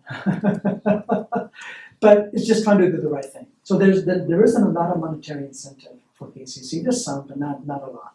Right, but and my response to that would be that there's not a huge amount of cost that we're asking for to be spent in Lake County either. We're not asking for an apprenticeship facility to be built here, all those things. What? Well, we haven't yet. So anyway, literally we're asking for a room that we could even provide with a light bulb and a person in it. I mean, those are the kind of things that we're looking for, we're wanting to just provide our public with a level of services that they're asking for based on what we're getting from the College Advisory Committee. I think when you have this meeting on the 3rd, Commissioner Schulenberger stated this, you'll find out more about what the north end is looking for. Sure. I really appreciate you guys going up there and sitting down with them and having those conversations and finding out what it is they are actually looking for their students. So thank you for that, and I think it goes a long ways. I really appreciate the presentation today. I'm not prepared to make a decision on the ask, obviously, if I can kind of jump over to that real quick. I think it's something that our board still has to discuss, but I really appreciate the presentation, and I think that the program itself is absolutely critical for both of our communities and all of rural Oregon. Things like this is the future, and I appreciate you taking the stance that you have. So that's just my comments. Thank you, Commissioner. Go ahead, Ann. So I have another question. I understand there's several different avenues for the South End becoming a tax district. Can we just real quick say what all those avenues are? Because one is a vote of the people. Can't HEC change the boundaries as well? Yes, that was entertained actually whenever North Lake was looking at being part of Kcc district. HEC has the authority. That was not recommended. Yeah. It was definitely not recommended. Matter of fact, there were some comments, if you want a civil war, no representation, and then they do have the authority, but they will not exercise that authority. So that's one way to do it. So the process is, first of all, Klamath has to make a decision to the possibility of having Lake being part of the college district. Okay. So the board has to, the Klamath taxpayers, and I've already done some with the commissioners, your counterparts, that will not be an issue. Then these taxpayers have to vote that in. Okay. And then they have to know how much it is. Matter of fact, we're the lowest taxing district in all of Oregon, Klamath. And actually when Lake, became part of Klamath, in North Lake, they got a tax break because it's less than Bend. It's less, but they'll still pay the bond.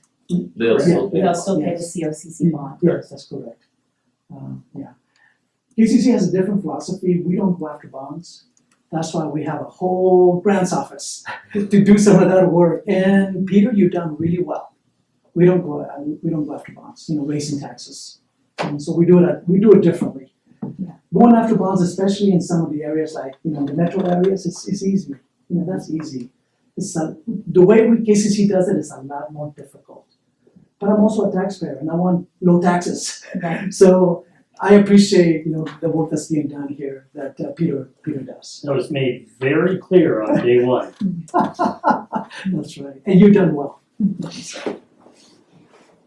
So, speaking of grants, would there be grant possibilities available getting an ILC in here? We're always looking at that, Peter, we're always looking at how can we, make some lemonade out of lemons, the rural areas, poverty issues and so on. So we're always looking at that, but we can definitely make it even a higher priority. Peter, you're gonna say? I was just gonna say, I think there's opportunities for collaboration, for crossover, even as the three of you, and obviously this would be vetted through Dr. Gutierrez and Chip, but as the three of you find something that looks good, or hey, is this a possibility? I feel like my office would certainly be responsive to that, and say, hey, let's vet it, or figure it out,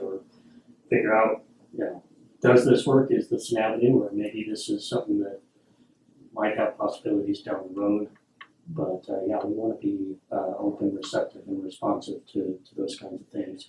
So you have your WIOA person here. Mhm. Or your WIOA office. And so WIOA used to be a great program, and maybe you've talked about this before. But they have ruled and regulated virtually everything good out of the program. And so what if the WIOA person and your ISC could be the same? I'm just throwing this as an idea. So I'm going to add, because that doesn't mean that we couldn't do that, for sure, so I don't wanna say, but I think that's probably the next conversation then. I think we may want to take a look, if James, you stated, or Commissioner Williams, you stated that, that is one of the things, and we know that from the advisory committee, that is one of the things. I feel like we tried to get a pretty decent Band-Aid on there with the county, with the district, with District 7 and Tara being the referral person to try and get us over the hump until we could come back and look at this. I honestly had thought we were gonna be having the conversation around what services look like here by now, but COVID has not gone away, and the government is not saying what their budget is gonna be. So there may be some other alternatives, and I feel like we could be discussing that as we go forward. How would we be doing that in having an actual person? And certainly the WIOA person is a potential for that. And then DHS has added a person to our office here to help with TANF programming. So there's a little more of a combination taking place where there's a little more of a partnership. So potentially those would be things. It depends on what you expect out of that space, where the light bulb goes on and the desk is set. What is our expectation in that space?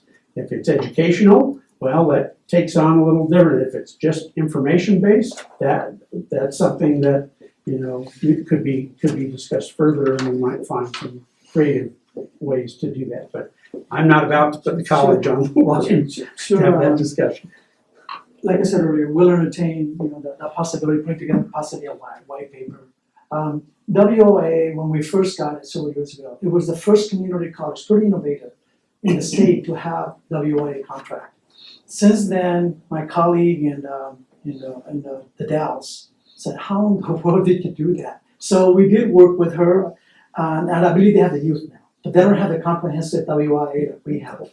And I think we're still, I believe we're still the only community college that has that grant, the full-fledged grant. PCC has got it now. Yes, we share. They were right on our. We share, but that makes, really PCC. That's a behemoth. Yeah, 60,000 students. For Kcc to have done it before then, it's just. That's what we do here. But anyway, so then that's already innovative, but maybe we can even make it more.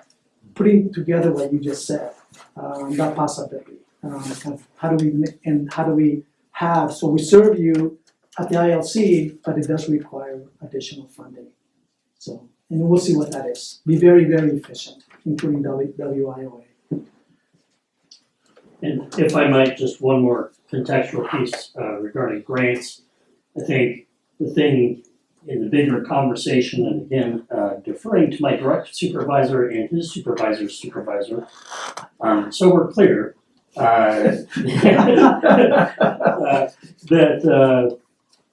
you know, oftentimes we can find those opportunities that present the seed money for the bigger conversations, but I'm guessing a big part of the ongoing discussion and dialogue is that sustainability piece. So you might be able to find something from a funder that says, well, here's the $100,000 to do X for the following year.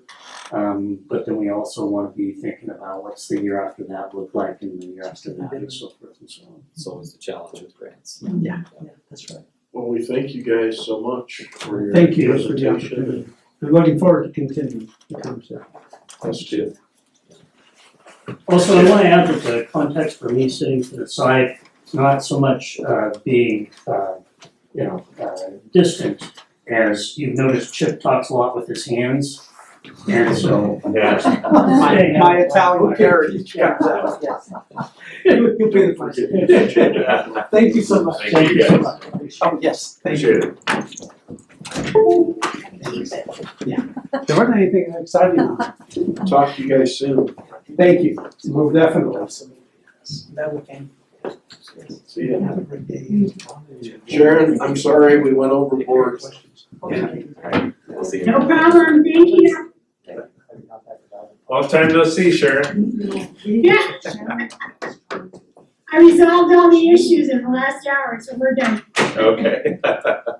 My apologies again that we run over. Anyways, let's go ahead and move right into your Fairgrounds funding update and kind of give us what we're looking at there, Sharon. Okay, I just wanted to bring it back. We had a meeting last week to talk about how we can get the Fairgrounds project, the arena funded. And this builds on the conversation we had last fall with you guys about the biggest pot of money that's available is still that American Rescue Plan Act funding. And so we developed a strategy on how we could go after that funding, and it would be for 7.7 million, the whole project is, and we need to come up with that 50% match again. So then we took a look at the other funds that are available, and there's about $500,000 in Fairgrounds funding or state funding out of the state of Oregon office for the project. So what we would need to do is still figure out how to come up with probably about 1.64 million to be able to apply for this grant.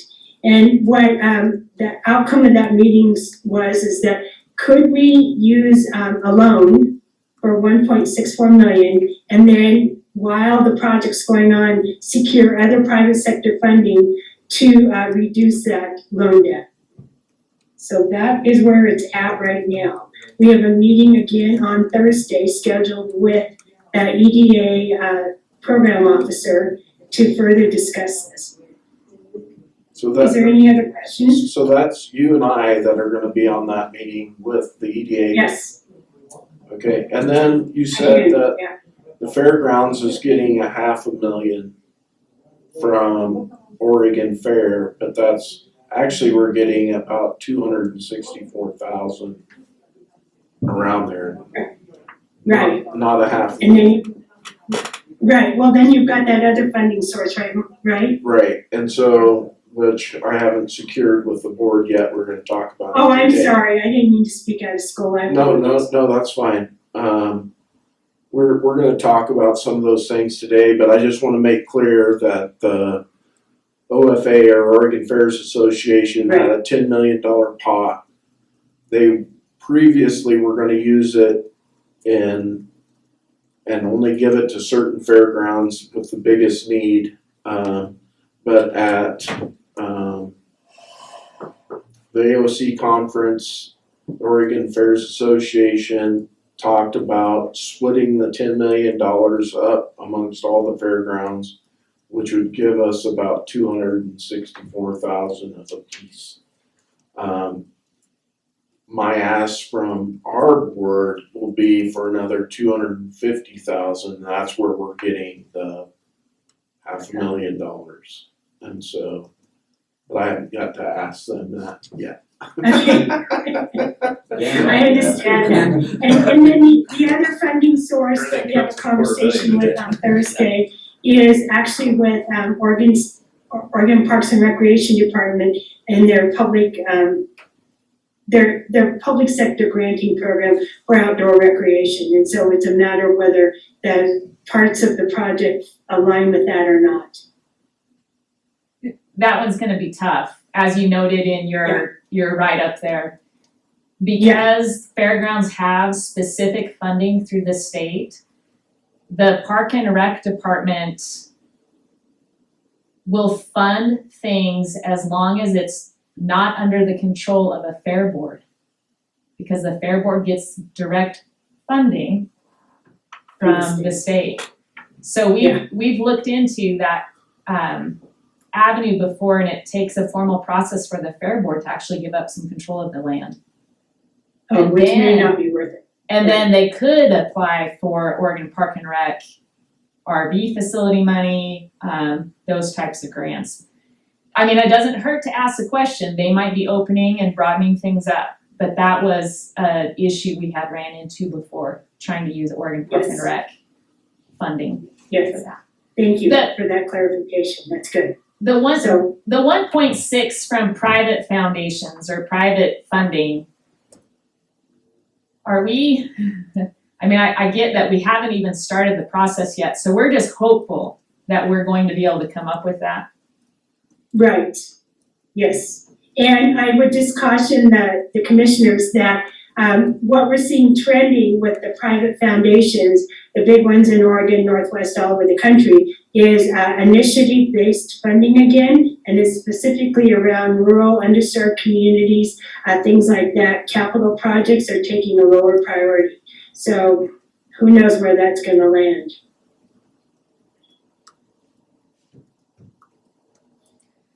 So on the funding sheet, I have one more question. On the funding sheet, it shows like a loan of 1.6, but also shows in kind of 1.7.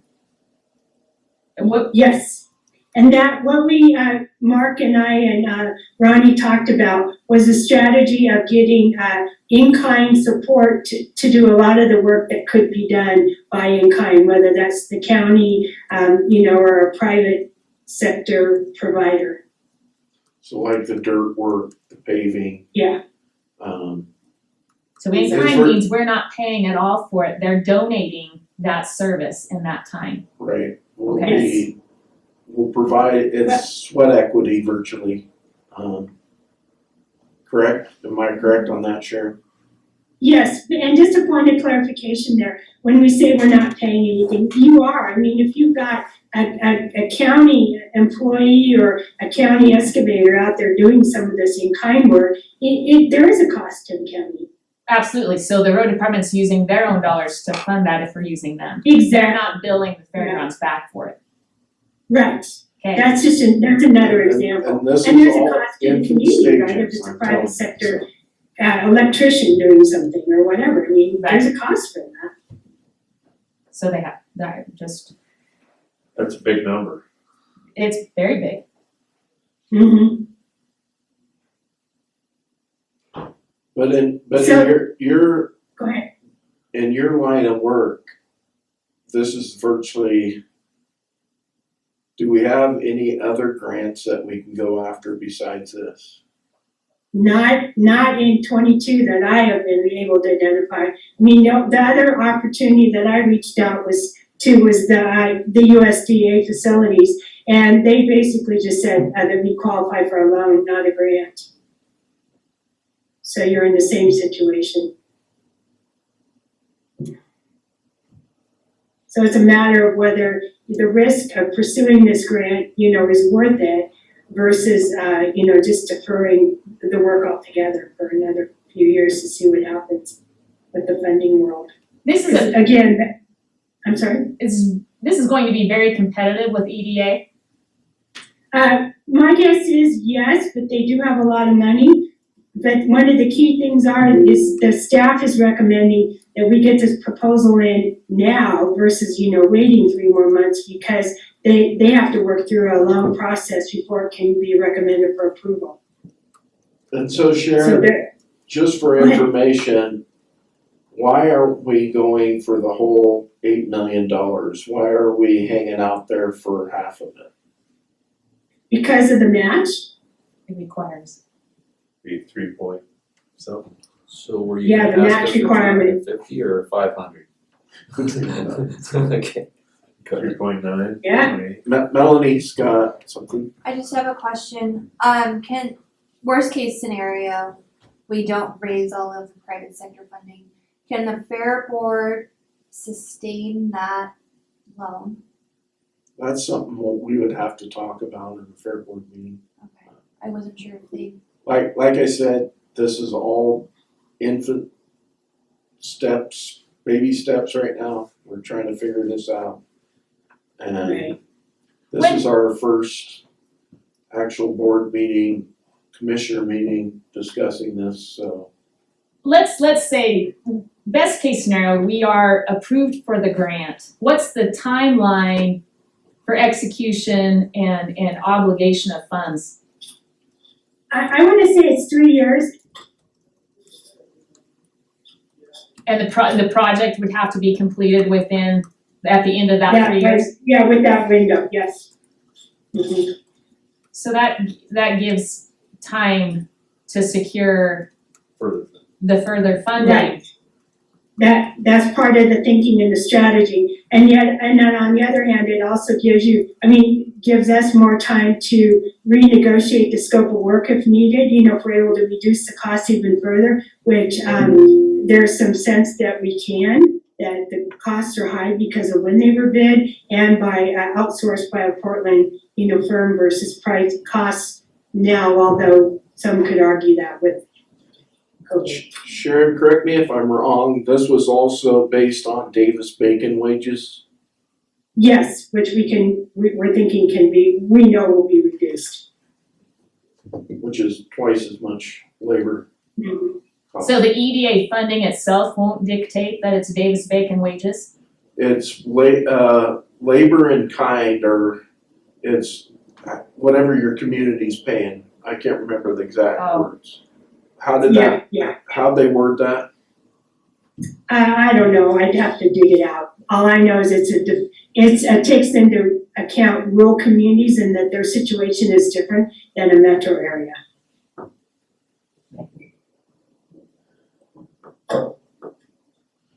So let me just kind of go over this math again. The Oregon Fair Association's gonna give us about 264,000, you thought? Yes, We'll know by the end of the short session if that's a go, but every county voted in Good favor of it to support this. And so I don't see it going a different direction. It might, I don't see it going that direction. Well, let's just say it's 264, and then you're asking the county to, through ARPA funds and whatnot, to come up with another 250 or 236 to make it 500? Yeah, or whatever it is. And then how do we get, so there's 500,000, so how do we get the other 1.14 million That's what we're talking about. Well, it's 3.3 million, for the whole project? yeah. But we're not trying for the whole project, correct? Well, I think we're putting in for 3.9 million, we have to show 3.9 million of match. Unless we're putting in something less, Okay, and that's where the 1.6 from the county, and 1.7. mhm. 1.7 In kind. state of Oregon. Gotcha. I guess so, what my whole deal is that whether the juice is worth the squeeze on this one, but it's either we do this or we postpone for, The 3 months. Is it 3 months or 3 years?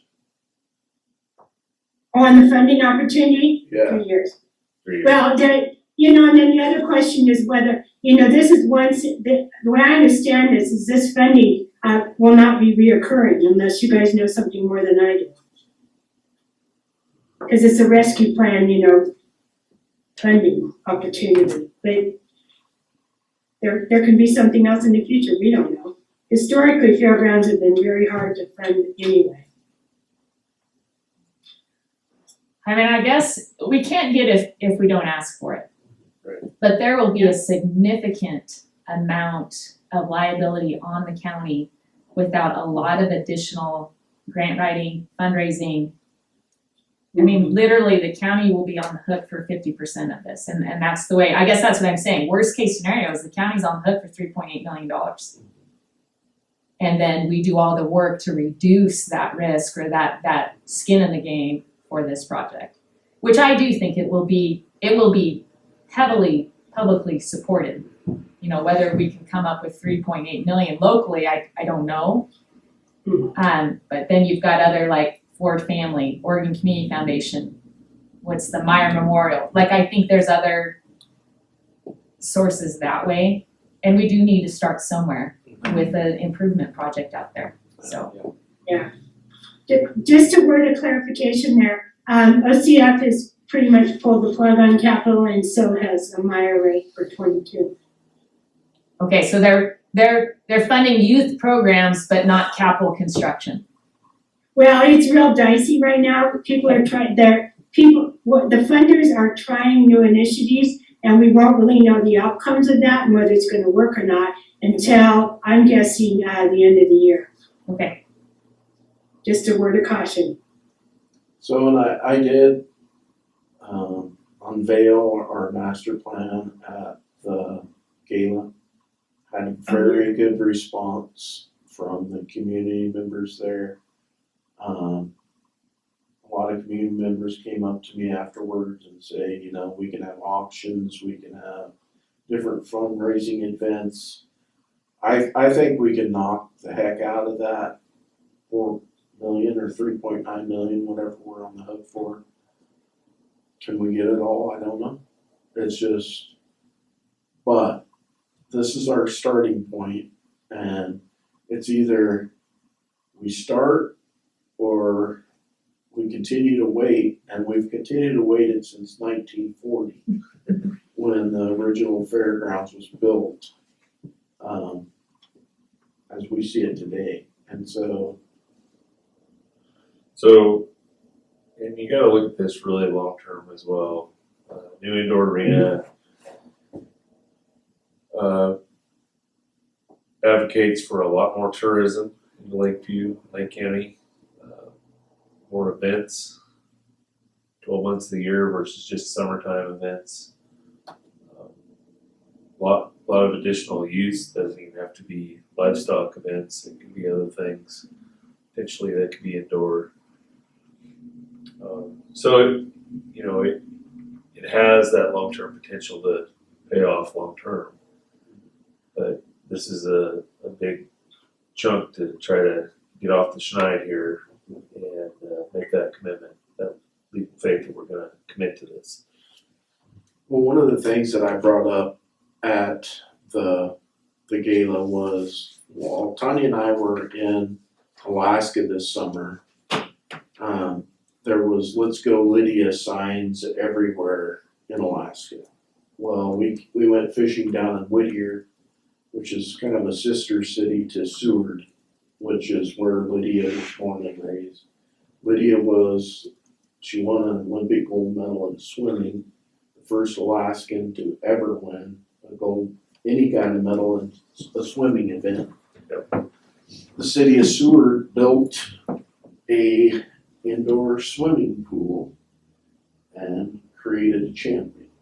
And that's how we as a county need to look at, not only our economic boosts, our entertainment, more entertainment, but let's create an opportunity for a champion to be made, whether it be in baseball and, they can play baseball, rodeo events, archery. I mean, you got a million things that we can do there, and the possibilities of giving somebody the opportunity to become a champion. And that's how I'm selling this. That's my hook. So.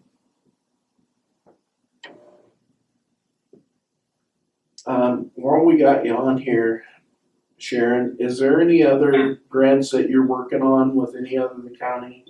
I have other updates for you. Mark, is there any other questions about this EDA funding opportunity though, before we move on? I just dug in all the files and found the NOFA, and you have to expend the funds, they have to be used by 2026. If we were awarded. Yes, because it's anticipated it'll take most of this year to review and then for the decision to be made on the recipients.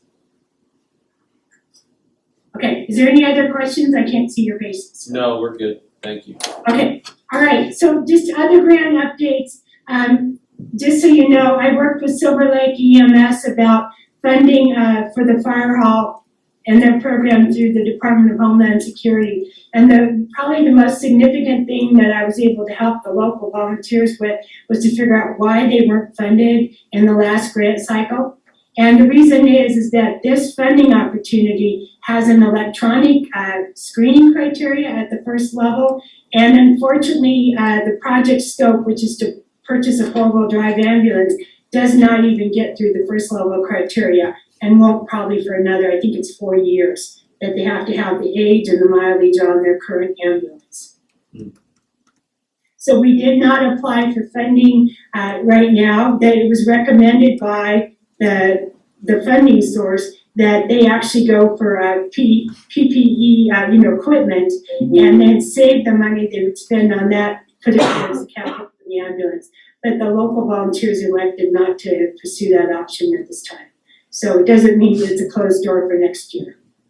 The other one, Lake County Railroad, as you guys well know, we have a Connect Oregon grant that's pending right now, and there should be a May decision on that. We did not receive an award through the RISE grant, which we knew that was going to be highly competitive. Then broadband, you guys are working on that. I know I was engaged in a couple of initial meetings, and I don't know where that's at right now, other than at the local level between SOAD and Business Oregon, Larry, and Lake County and Lakeview. Is there any other additions to that on the broadband issue? They put out an RFP, and I think the lowest one was 800,000 or 400,000. Anyways, the RFP on the master plan was way more than we ever thought it would be. And so we kind of were trying to figure out a different direction to go on that. So. Okay. And then the other project is Warner Canyon Ski Area, and we just had a meeting on that this morning, and I'm glad we did, because what came to light was I was working on private sector funding opportunities, and we had secured funding in the last year and then had a phase 2 plan. That scope of work has changed, but what was really important was realizing that the ski area board was pursuing funding through Oregon Parks and Recreation local grant program, and we were also talking, having that conversation about the fairgrounds. So that just is evidence of it's so important for us to at least be collaborating or talking, so we know what's going on. So I had a conversation with David Knowles this morning, your county assessor, about that particular issue, and we have a meeting on Thursday. And I did find out from Oregon State Parks that we can submit 2 proposals in a grant round. Lake County can. One for the fairgrounds and one for the ski hill, if that's what ends up being, the best recommendations. Any other questions? I think that's it from us. Thank you, Sharon. Thank you. Great update. Yeah, no, thanks, you guys. Let me know on the American Rescue Plan, because again, the recommendation is that is in by the end of this month. It's not a drop dead date, but that's what they're recommending, and there's still, it's about we still have some work to do on it, so. Okay. Okay, thank you, have a good day, You too. Sharon. bye. Bye. Want to take a short break before we finish off, or is that about it? I just wanna say with all the people that are in the room, we got $250,000 requests today for ARPA funding. We really need to take a look at all the money that we have available to us again. I know we haven't made hardly any decisions on any of the money. We've certainly heard some good proposals, but as we heard from Sharon, this one's due the end of the month. If we're going to go down this road, we potentially are gonna lose out on one of them, which, that's something we have to decide on. But I feel a little bit like we need to gather the information again and really look at all of our numbers that we have. Because we learned in our SCOED meeting that we can only split Warner Rescue's money 2 ways. We can only split Lithicum's money 4 ways. And then we have other money, but, coming up with a little bit of a game plan there would be beneficial. So, Commissioner, would you like to when we come in for our regular session tomorrow, have some of that material and kind of look at some of the potential projects that we have aside from the 2 requests that were made today, and just kind of just go over some of that material again? Would that I work? would have to look at Treasurer Crumright and see. Well, that might, yeah, I mean, all I know of is our direct allocation from US Department of Treasury, which we already have half of that in hand, we'll get the next Right. half in May. Linthicum's money, that's new to me, if we have to split that certain ways. We just found out about that. Okay, so that's There's new only information. 4 splits with one Lithicum's money. Okay, and then Reschke's I thought was all going to SCOED. Let's go ahead, got it, but we have control of 4 out of that. We have control of the 500,000, but we can only split it 2 ways. And the reason why is the state of Oregon does not want to have multiple $30,000 ones here and there. They wanna have, and so they made Lithicum's 2 and Lithicum's 4, Reschke's 2. Senators that got the money got to split it 4 different ways. House representatives only got 2 different ways, basically, across the state. So even if all Reschke's money went to SCOED, it can still only be split 2 ways and spent on 2 different projects. Plus, SCOED has money for Lake County too, right? In addition, or is it just the? No, we have money for them, so that they want. So the SCOED money with Reschke wanted to use for economic development. Yeah. Another rule has gotta be south of Valley Falls because he wanted it used in his district. Right. Now that we're not in his district anymore, but out of respect, I would use that down here. And so that's where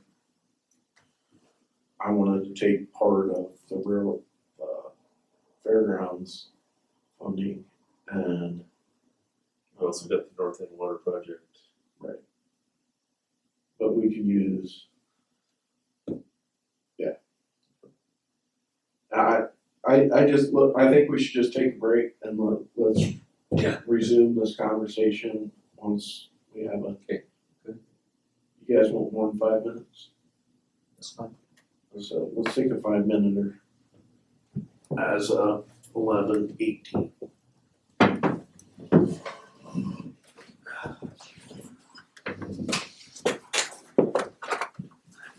$5 and takes that. Huh? Nothing.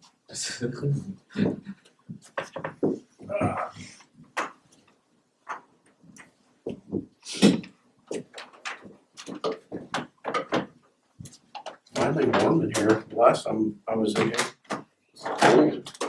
felt like community center.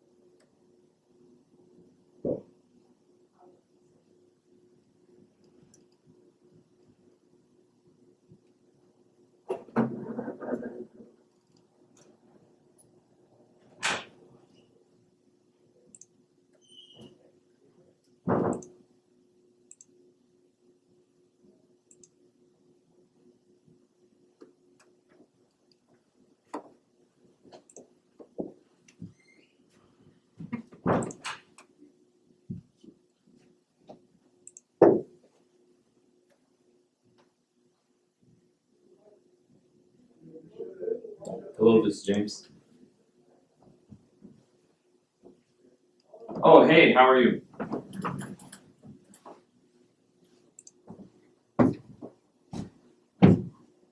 Yeah, I got some mail with me at my office today, so maybe after lunch or so, if you want to stop by, I'll be there. All right, perfect. Thank you. Bye-bye. So I need a recess.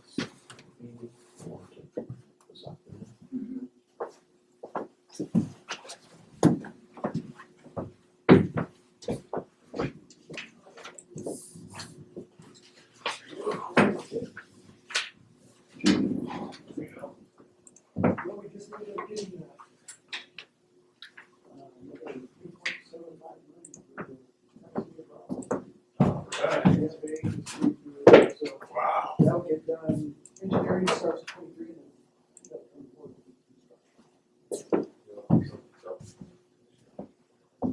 Yeah, so we got all that going on, well, I think that we've also got the taxiway office in Cape Island in a few months. That whole, the original taxiway in front of that building. Yeah. So all that's gonna get done. But this Bravo on the west side. the west side, they were taking it on, whether they were. I didn't think about Sharon being a time diver. What about- Let those guys go over. So I showed you the bill. FAA is still on board with that, because what they want to see is heavier aircraft and more landings. So, we're going to the executive session with Jim Bailey. We've got. Today, Yes. Well, yeah, exactly. What he said. We do did it. he have a certain time? He hasn't spoken to you about it in months. Yeah, he hasn't responded to text either. I sent a text 30 minutes ago. And we call him. But, the FAA is not See when you can get on. And I asked him if this morning worked within the next hour or this afternoon. It's gonna be, that's gonna be a while down the road still, because once we get Bravo We done, can't Do like a we have to 3:30. slate it. Yeah, we could reconvene, do a 3:30 and then come out of executive session. So that's. The Darwin we need to set up, so I'd like to do it as early as And possible. then taxes with Charlie, it goes east of the money. He is not answering. Parallel tax with everything. And then that way, that one all opens up. So that's kind of the 2000. It's almost like he's trying to let us. Put them on board and start. Yeah. Getting some better records. Well, the thing is that we should be able to record more than. Are we almost ready for new fees? With the new tracking requirements for the new satellite tracking system, there's my other tracking system. And all the heavy ones have to have it. So as they land, it's just an automatic, at the end of the year, we can go down and look and see how many landings we have with them. And so once we get that proved out, we say, hey, listen, this is where we're at. Before it was just an estimate. You know? Now there's actual data. Good. Well, that's good news. Yeah, see ya. Okay.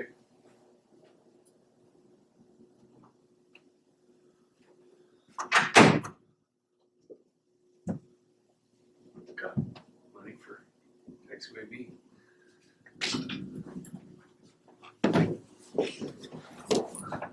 Chipper group today.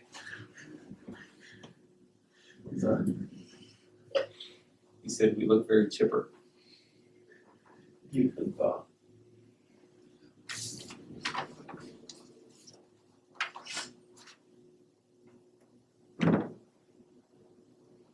All right, let's reconvene and start our discussion on Hi, Marie. funding. You wanna do mine real quick? Yeah. I'll be fast, Okay. we're waiting for folks, if you don't mind.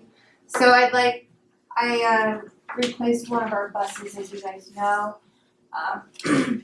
Excuse me, the title was released to us, and so now we can auction it or donated to a nonprofit such as the senior center.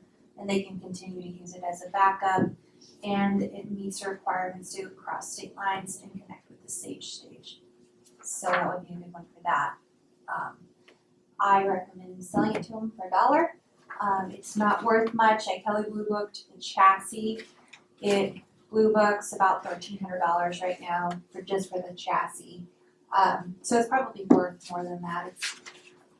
ODOT has it listed in poor condition in their asset inventory. So it's not amazing, but it'll work as a spare, and it'll work to go to Alturas. And then they can go from Alturas to Reno to get on the airplane. And we've had a few people do that.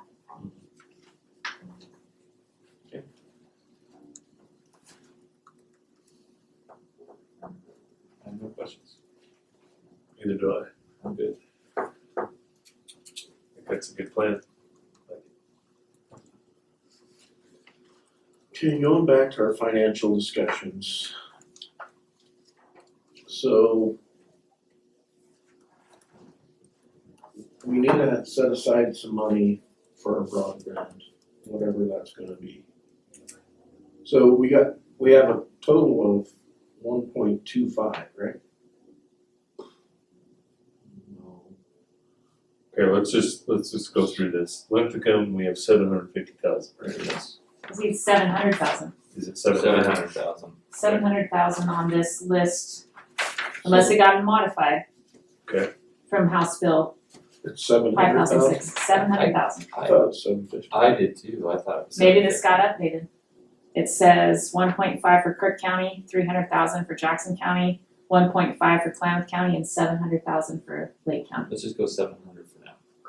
Let's just err on the side of caution, we'll figure that out later to figure out when Maybe. it was. So we got 1.2. So then Reschke is 500. Is that correct?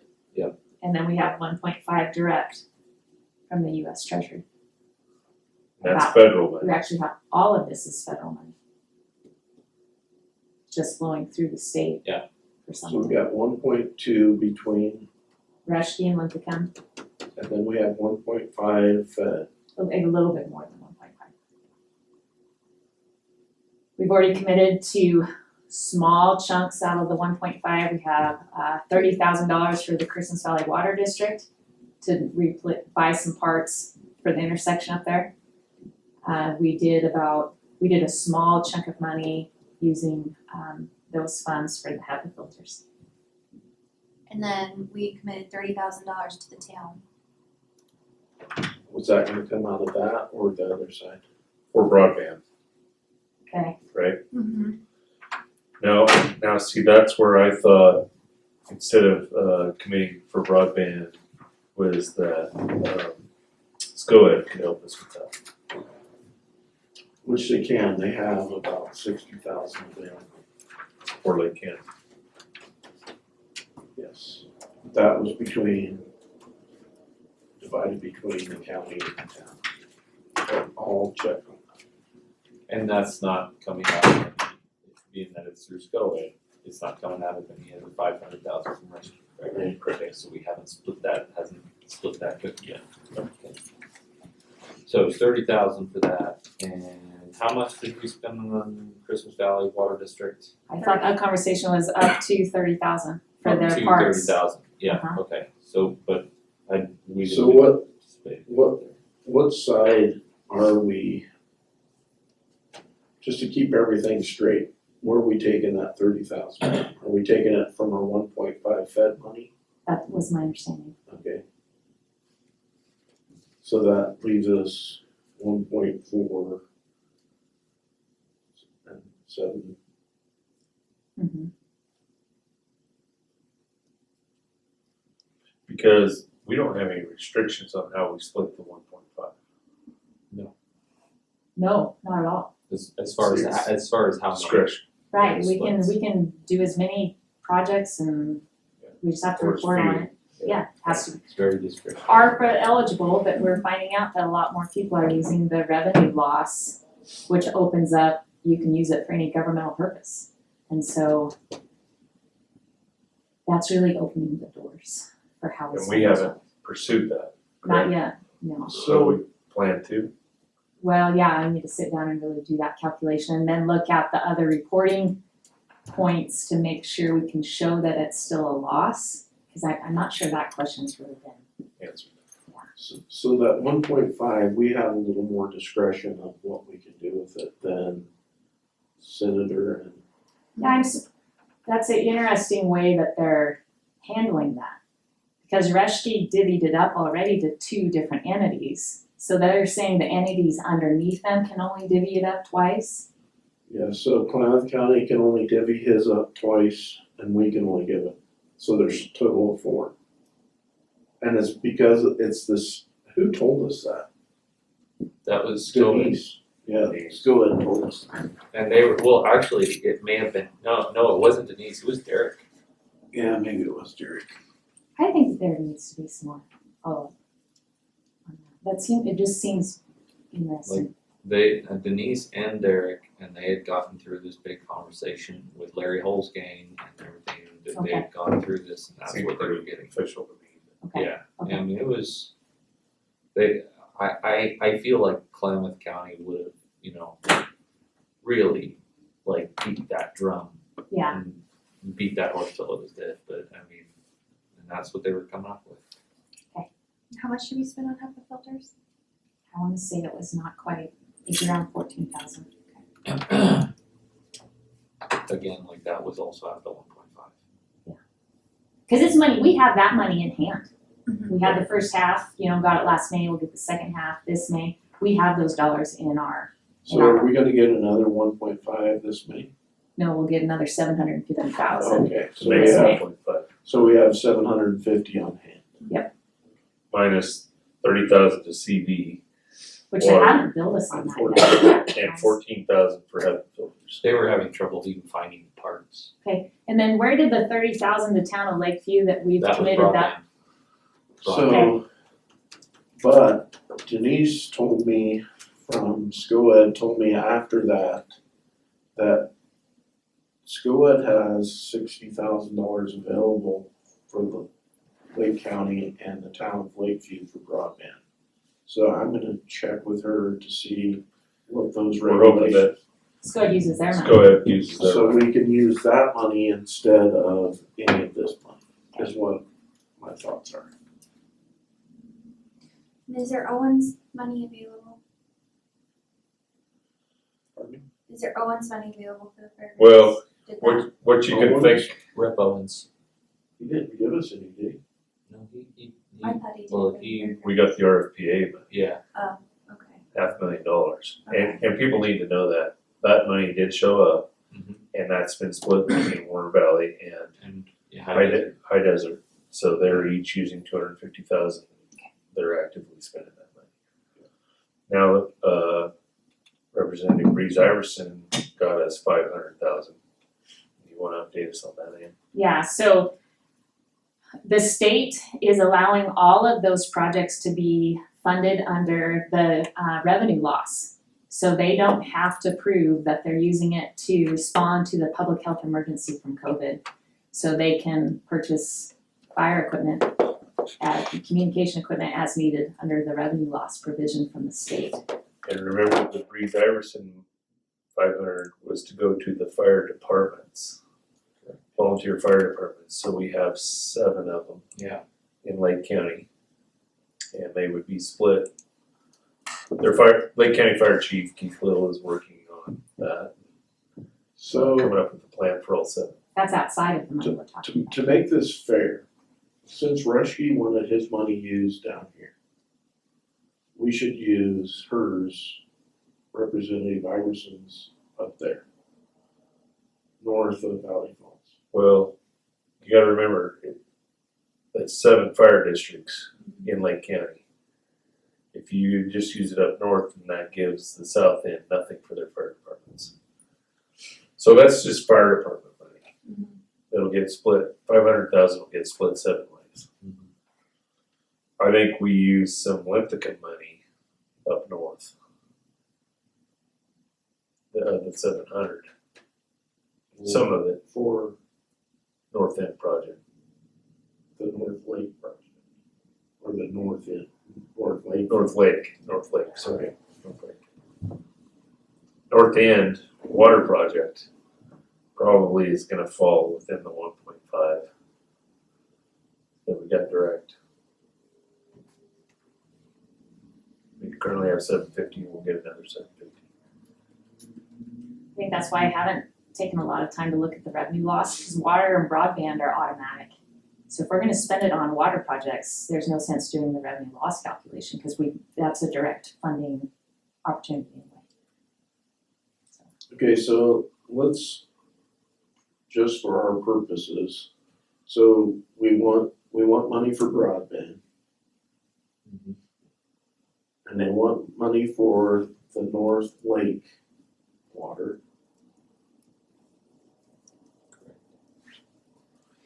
Now, North Lake, we have applied for Infrastructure. infrastructure, cause their need is over $13 million, $15 million.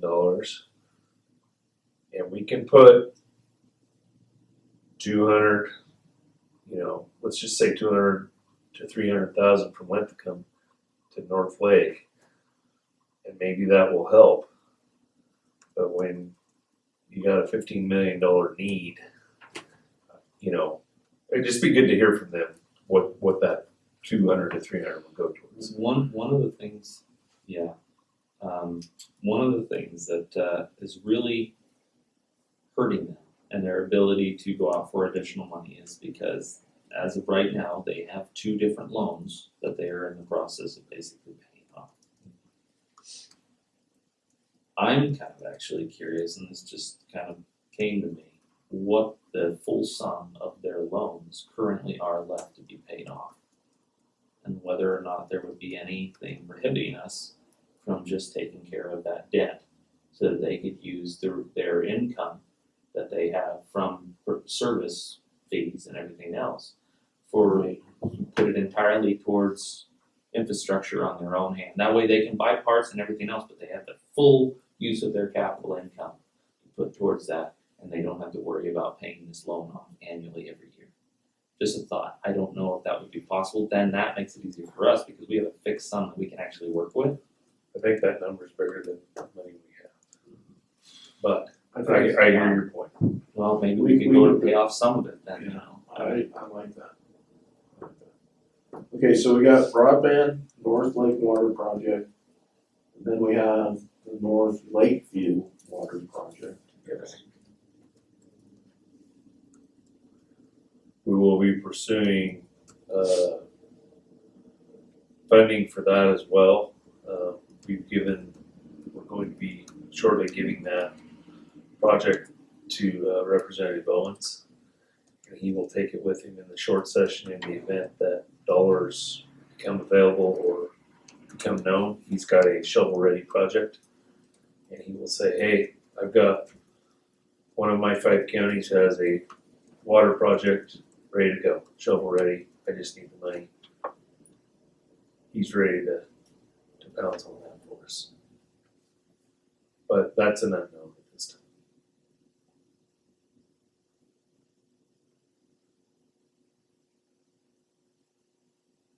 Okay, so we have broadband, North Lake, North Lakeview. I wanna earmark some for the fairgrounds.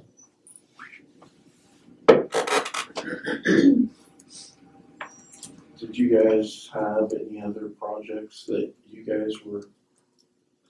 Childcare. I got something I wanna talk to you about. Is it not for open meeting? No, we can Okay. talk about it.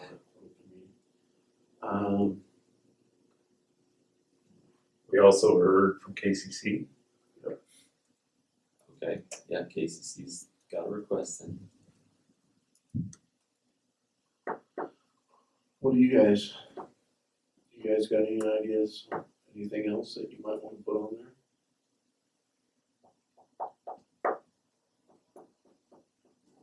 Hangar at the airport?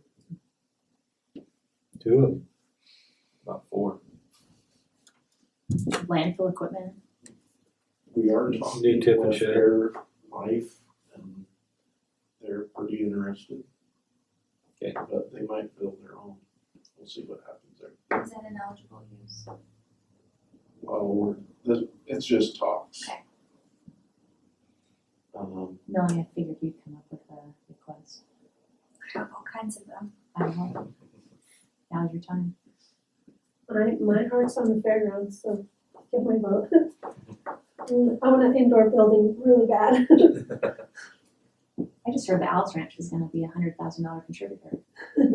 I contribute to that thing every year, so.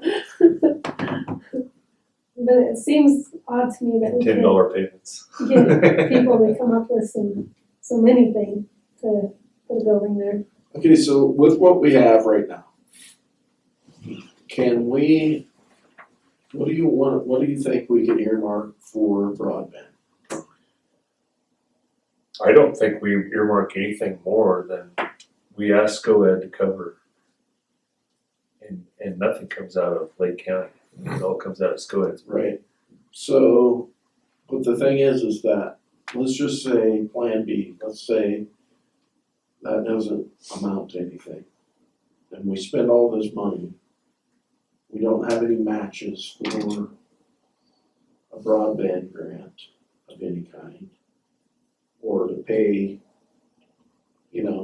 what I'm afraid of is if we don't earmark something for it, and this project doesn't work, then we don't have any money set aside for broadband. That's my concern.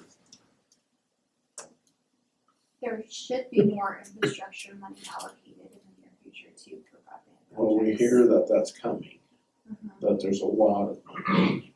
Well, And so I'm just throwing this out there so we can have discussion of what we want to do. why don't you just earmark $250 and we can reduce it if our math doesn't come out. How about that? Everything So you seems want to be 250 on top of that 60 from possibly I get from Stewart. Yeah, hopefully SCOED can come through with that. The North Lake County Water Project. So we don't really have numbers on that, and really that's the only solely North Lake County project that we have on here. Broadband, we could technically use money from maybe the 1.5 because we could spend it kind of anywhere. So Senator possibility North, Linthicum didn't say anything about it having to be spent in his district. Okay, only Rush. only Reschke. Okay, so And Reschke didn't want anything spent on childcare. He didn't. I don't know why. okay. He wanted it spent in his district and not on childcare. gosh, Judd. So, but we could pull that from a different area. Do you see what I'm saying? And so, Okay, Probably thinks that Another- we get enough. Another north end project is Paisley Water System. and that's 2.3 million-ish. so literally that's like 2 projects out of the 5 that we cannot spend Reschke's money on. So we Both didn't the have North Lake Paisley Water Water District on and here. childcare. So I'm putting Paisley Water on here. So Yeah. what'd you say? Paisley Water needs to be on there. So now Paisley that wasn't in Reschke's district. No. So that makes 3 projects that are on our list of 6. Half of them we cannot use any of Reschke's money for. But Reschke only had 500,000. Right, so what can we spend Reschke's money on? So in other words, we have the 1.5 million and the 700,000 from Lithicum. So I'm not really worried about what Well, we Reschke- could cut, we could Because we only have 500,000 available. right, and so we could cut Reschke's money in half because it's a smaller amount Mhm. and take half of that for the KCC contribution if we wanted to do that. And it would still meet that requirement, and, So let's go back just a little bit. Right. So I got 250 for broadband. okay, set aside. yep, That's on there. Paisley Water District, Mhm. we should probably, I would say give 250,000 to Paisley also. I'm just throwing this out there, we can adjust. Yeah, let's just put that number on there. North Lake Water District, we're wanting what? I don't know that we can do more than 250. Yeah. So let's put it down for that also. North Lakeview, 1 point, no, just kidding. It may be 1 point, It's gonna be 1 it point. could be a good chunk of it could be 1.5. like $1,500. You're talking about, For the whole project on the North End Extension project, yeah. I mean, it could be between 1.3 and 1.5. Now like I said, we are chasing more money right, okay, with so Rep Owens. let's put that down as 1.5.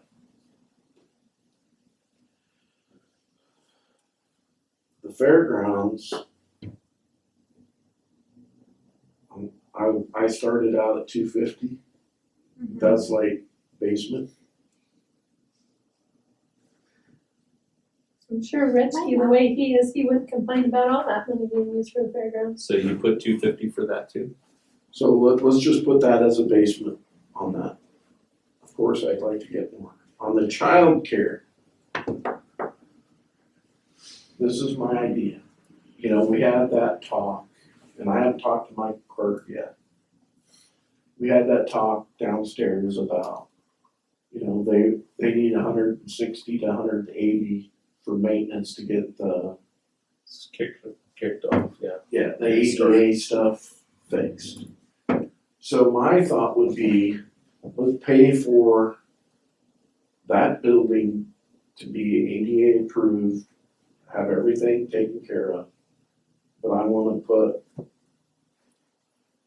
conditions on that. That building's used for early child care or whatever. You know, I don't want the school district selling the building 5 years from now and then we're out our 150,000. See what I'm saying? Do you have a problem with that or are you good with that?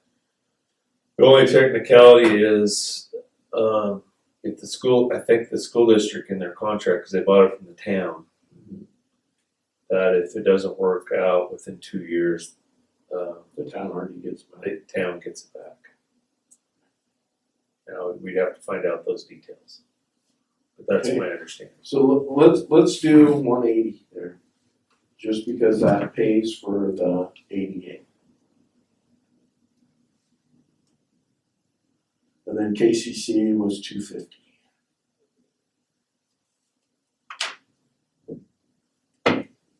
So there's more asks than there is money.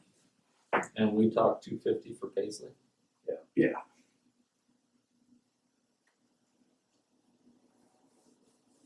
Did they submit their project to the infrastructure thing request? Did anyone- Paisley?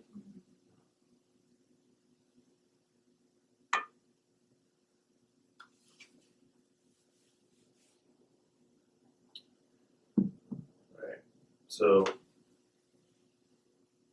here's an idea.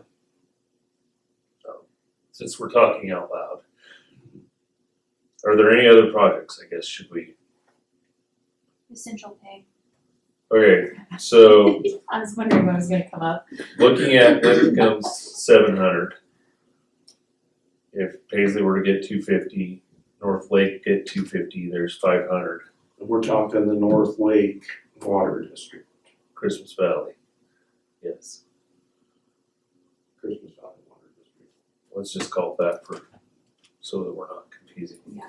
So how much you talking? So there's 500. That leaves us 200,000 left in Linthicum. Childcare. Childcare might fit that. Either at 180 or, and you could split, you'd still have 20,000 for something. Or you could give them 200. So, I don't know. I say we give them I think we gotta give them enough money to complete the project. And that would be Lake County's skin in the game for childcare, because that eliminates a whole bunch of problems for them right off the bat. And then they would be responsible in hiring the teachers and. Okay, let's just say 200 for now for childcare, okay? That takes care of Lincoln's money, So between the North Lake Water and Paisley Water and Paisley Water, childcare. That's 700,000. Right? Okay, so you got Paisley, We're doing fat math here. yeah, Paisley's, Christmas Valley, and the childcare, that's Lithium, so I put an L by those ones. Okay. So that, use that up, Okay. So now you come to Reschke's 500. which I think the fairgrounds should get all of it. wait, did you put down 250? You doubling it? Well, you got two projects, KCC and the fairgrounds. KCC's ask was 250. Yeah. It doesn't mean, Fairgrounds is asking. that doesn't mean that's what you give them. Okay, let's No, just, that's true. for conversation speaking, let's say we use the 500,000 money, Yeah. rescue money on the fairgrounds. Let's just work that in. And say that the rescue is used up. So that would mean that we have to come up with 250. So we can delay KCC's ask. Especially if Rep Owens comes through and finds some other funding. The idea, the possibilities are real high in the short session. I would say they're low, but at least we will have our ducks in order to ask. And so if we earmark that money, at least it'll make it shovel ready for if Rep Owens has the opportunity. We have the money in place, we have the project in place, and we can go. And then see if we can't find KCC's. So KCC is asking 250 because that's what the county, Klamath County gave. Of course, Klamath County's got a lot more money. But I thought they did a wonderful presentation of what they're bringing forward. I'd like to hear Mr. Carter's comments after their meeting today, but I think we could find that money somewhere else. You see what I'm saying? Well, didn't you say the town could be 1.3 to 1.5, so you could get, if it's only 1.3, then you got most of your money left on that. Yeah, But listen, yeah, You So could just we say, could- well, earmark 1.3 for the town, for that water project, and the rest would go to KCC. and my thinking too on this is, I'd like to go talk to Pardue's. I know that they didn't want to get on it because they were afraid that it would bring their rock pit into the city, which it won't because there's like a little job there. Takes in their shop, So it's not part of the urban growth plan. but maybe we can talk to Pardue's to do work in kind, lessen our costs, and that would put them on the system. Do you see what I'm saying? It's a possibility, I think- it's just an idea. Yeah. I think other people are gonna wanna bid on it. Other companies. Okay. Want the opportunity. Anyways, so if we earmark it like that, then we'd only have to, we could possibly still have enough if we come under on the North Lakeview project. Correct? So the only thing you've left off your list is broadband, but it sounds like there's other money, different ways for that. And my concern about committing, earmarking any money to broadband right now is we don't have anything engineered. Yep. And if you're gonna earmark money for broadband, it needs to be a commitment to engineer which is kind of what Casey, or SCOED's 90,000 was for. Was to at least get that started. But we found it was way more Way more money. than we ever dreamed it would, by 3 times as much. That's also because they're kind of looking at the climate, you know. Yeah, but our share would have been, we could still check to see if we went out on our own. Right. But it's still gonna be way more than we anticipated. So the plan for broadband short term is, let's see if we can use SCOED's money to help with the application fee with the Grant County broadband application. It's coming up here. And then we'll see what else comes along with broadband, because we know that there's a bunch of money out there. And maybe something additional will happen. But that's the best we can do in the short term to at least get some skin in the game in broadband. Otherwise, we really don't have money for broadband right now, or otherwise we reduce the fairgrounds and work towards trying to find engineering for broadband. That's kind of our choice. So let me do some homework with Denise, see if I can make sure we can get that money, and I think we can, the 60,000. And then we'll just scratch off broadband for now and hope that the 61 billion that's supposedly coming, get some of that. But see, yeah, and it's money you have to apply for, I'm sure. Oh, yeah. I don't, I'm not sure we're even ready to apply for it, but without our that's engineering. probably, we're having a hard time getting on Schneid on that. So we're eliminating broadband from. I think it's just a future need that we gotta be on the lookout for. But for now, we can Table. table. Thank you. And hope we can come in lower and fix the other stuff. Alright, so that's, go ahead, Gene. Just running some numbers here, I think we should look at some more dollars for the North Lake water. 250 out of basically what we're talking about, $2.5 million expenditure. And every single one of those projects are being spent down here on this southern portion, aside from the Paisley project. All we're really affording or even entertaining is 250 for the North Lake water extension. We know, we've already talked about, really their need is probably more money than we got. So I don't know if that would go over very well. We're working on a community development block grant for them also. Right, but we're not guaranteed that. We don't So- know what that study's gonna show. Go ahead. I know this is just peanuts, but we talked about childcare at 180. So you could throw another 20 at Christmas Valley Water, gets that to 270. Wasn't the Paisley water ask really like for generators? Was it 250,000? What's that? I can't remember what the Paisley Water District really asked for. They wanted new generators, I thought. That was new generators and there were several different things on there. They have deteriorating water lines. But I thought they had like some specific things and had a value on that, but It was I can't like remember what it was. 4 million total to redo their system. I think they got, SCO would help them with a grant for the generators. I think they got that Okay. covered, They got Okay. one of them. but One generator. Okay, So maybe,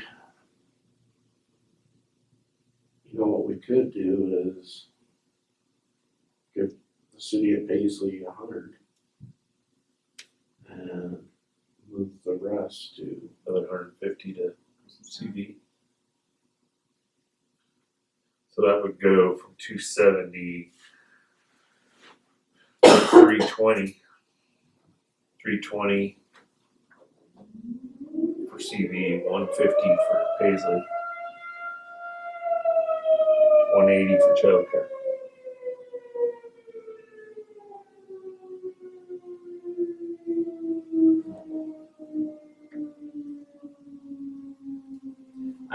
I would like to get numbers back on exactly what their ongoing liability is on their loans. And find out what they're actually dealing with as far as paying it back. So tentatively. Yeah. Let's put Christmas Valley down for what did you have total? 320. Paisley at 150. That gets you to 470. And then childcare at 180. Is that math not gonna work? It's pretty close. Isn't that, And then James, if you could find out what their debt is, do you wanna find out what Yeah, I their can debt do is? that. I'll find out from SCOED just to clarify the broadband stuff that we could use that. I'm sure we can. I don't think there's gonna be a problem. And just so we're talking, okay, so we That's only lowered 650. lowered Paisley to what, 100? 150. 150? that's So- Christmas Valley at 370, 370, not 320. 370. So cause we put 20. out of 2.7 million, or yeah, 2.7 million bucks, we're spending less than $500,000 outside of Lakeview. I would hope that we could make an argument that the fairgrounds investment would be for countywide use. It is. And the Make North that End, argument. the North End Water Project is gonna cost money. That's fine. I mean, You make that argument. well, if you're not on board with it, let us know. I'm not. Okay, So what do you wanna do? that's your Well, call. okay, I'm just saying, I'm, it's not that I don't care about any of these projects, I love every single one of them, but,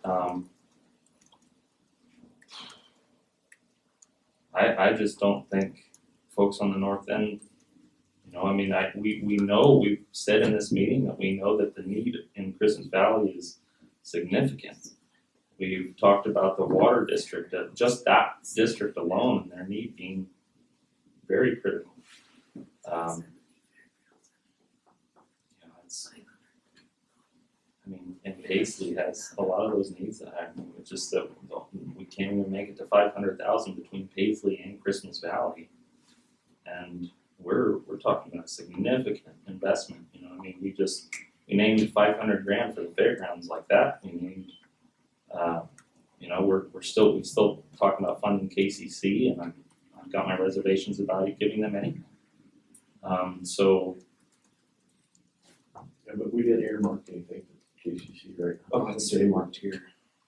Yeah, Sorry, maybe I misunderstood. right. It sounded like we were still Nothing looking right now for at getting KCC. KCC We money. tabled that. Nothing for KCC. And then we eliminated the broadband. So some wiggle room is, you said 500 for the fairgrounds, and truly we need 250. Well, we need 1.something million, but Yeah. But we could do whatever you guys want. I mean, I would like to get a minimum of 250 for the fairground. And I'm hoping to get another 264 from the Oregon Fairs Association. So I'm pretty confident that's coming. And it's looking like it. And so we could take some of the fairgrounds money and move it up to the Christmas Valley Water. Just a matter of how much you want to do. Yeah, I do wanna do some more research and find out exactly what their liability is and their loans, because I know that paying off that loan has hindered them significantly on just making improvements because of cash flow issues and everything from their fees. So, and I will do some research in that and figure out what that is. And I mean, if we can get the community development block grant, Melanie's right, I mean, that would be tremendous for them to be able to use that opportunity. But again, I think that's a big if, you know, because we don't know what PSU is gonna come back with. As far as what the response rate's gonna look like and what the income levels are gonna look like in that area. And, So yeah. just for talking points, what if we put the fairgrounds down for 400,000, move another 100,000 up? Yeah, I'm fine, Should we go to that? I'm fine either way, I just wanna do some. I get what you're saying. I mean, it's all three of us are the one, it's also some optics that we're wanting to consider here too. Yeah. You know, as far as, you know, where, I mean, you brought up, you know, the fact that, you know, to be fair on the fire issue, you know, maybe we just take that other portion of money and spend it on districts up to the north end or something. And heck, that might even leave opportunity to use some of Reschke's dollars that he only wants to be spent here, we could spend on fire or something. But, you know, if we're talking about fair, I mean, geographically, and you know, half of our county lives on the north end. It's, you know, to spend a small amount, I just wanna make sure that we're having a full rounded conversation on it, because, and I wanna do some more research on finding out what the actual need is on, for what their liability is going forward. But I'm perfectly fine with your suggestion. So I just don't know if I wanna commit to it yet. 1.5 on the North Lakeview water project. Where else could we get that money? Or is there any? Yeah, Red short session. Rep Owens is looking into that, plus we've got buy-in from some of the other companies that said that they will invest, you know, portions, you know, we get some of that match. But Rep Owens is hopeful that there's dollars remaining, right? Right. This is not a, He thinks there's gonna be new money as well, okay, so. But we're not looking, we're not counting that. Right, and Because the odds are against us on that. But what I'm saying is that if we can drop that money significantly, then we can move that money that we save on that project to the north water. See what I'm saying? Yeah. Because we Because we virtually still can't have a take lot of discretion anything with from anywhere else. You see what I'm saying? I mean, if we're gonna make these projects happen, so. that 1.5 can be split lots of different ways. And even if we can't split that 700 or that 500 more ways than just that 6 that we're given, we don't have to fund something entirely with those dollars either. You know, if we had money left over from that 1.5, we could always move over and kind of. There's no limit on how many times we fund a specific project. You know. So why don't we just say anything that we can save on that project, we can move there? Tentatively. And that's kind of what we're thinking with KCC. They're at 0 right now, but if we save money on the north end or we find additional funding, that may help out them, but it may help out other programs too. The only problem I'm having with this Christmas Valley is they need so much stinking money. I know. And I just don't know what to do about it, you know?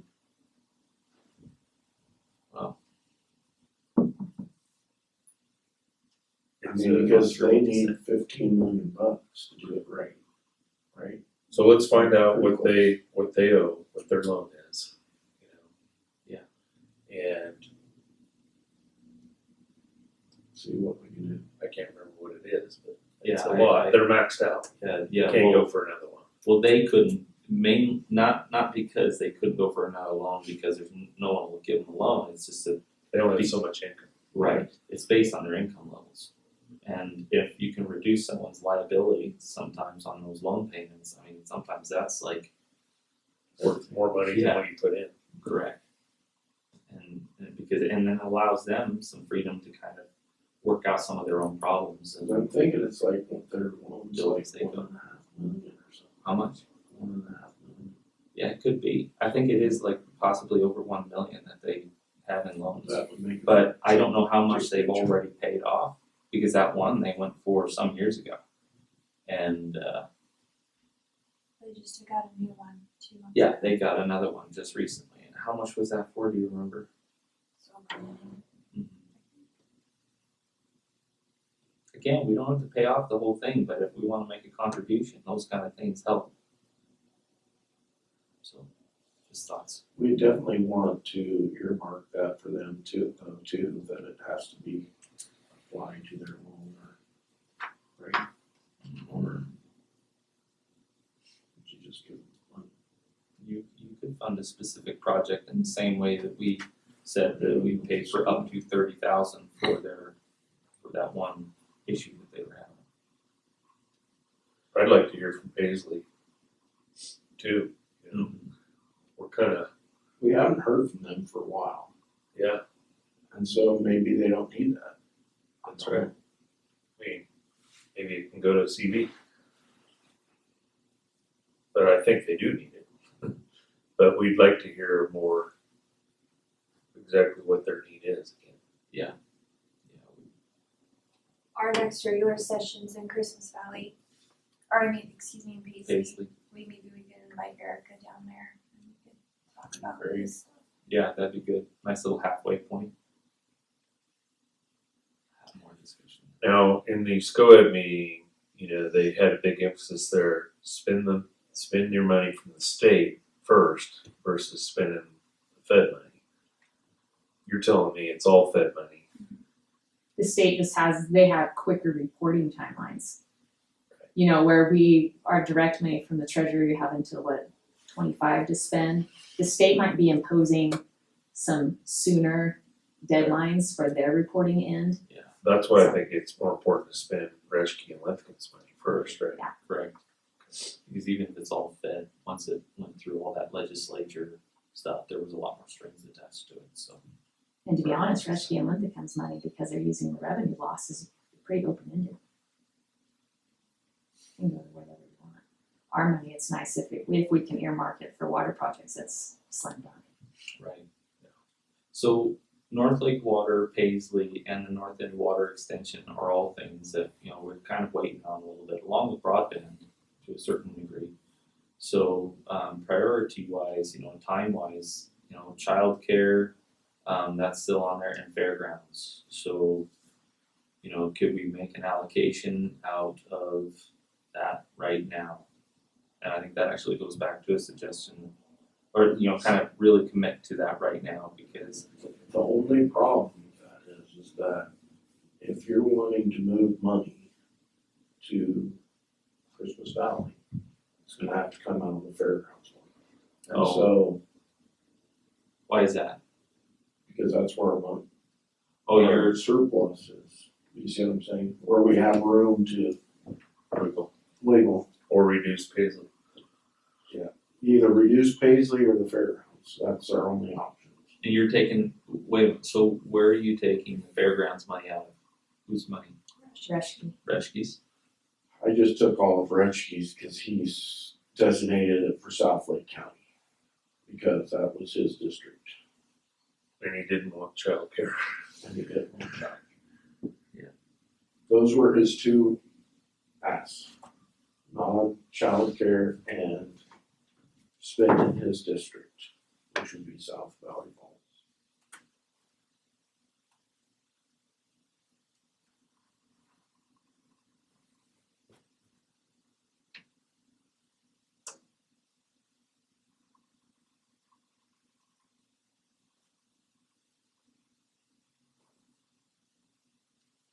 Well, at least we have, the good thing is that we have our top 5 or 6 on there that we want.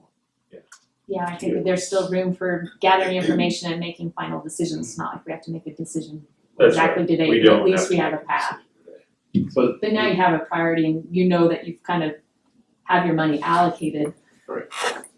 see, the only thing I need permission from you guys on is, can we move forward with the grant? Or do you want to move forward with the grant? And, you know, think about it tonight, we can make that decision tomorrow, but, we have to, by the end of the month, know if we're gonna go for it. And that's what Sharon was.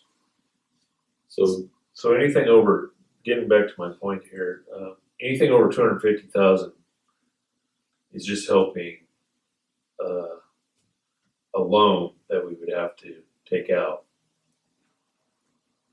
Or the in-kind, But or the income. It would help the income. right? It would reduce that down by 250 Mhm. if the fairgrounds were 500. And the way I look at it too, Barry, is if we want the community to have buy-in, so we can make up that as our 3-point-something million, we have to have buy-in. And so this is our way of having buy-in also as a county. And so, but I also get what Commissioner Williams is saying on the north end. I wanna take care of them too, but it's just a matter of delegating what we can delegate, you know, and where we're gonna go with it. And so,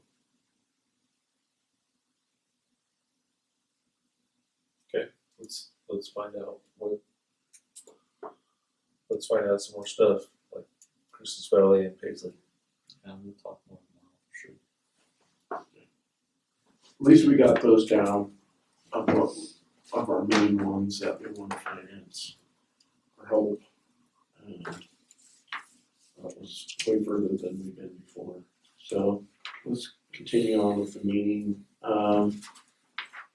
We've done the 104 discussion already.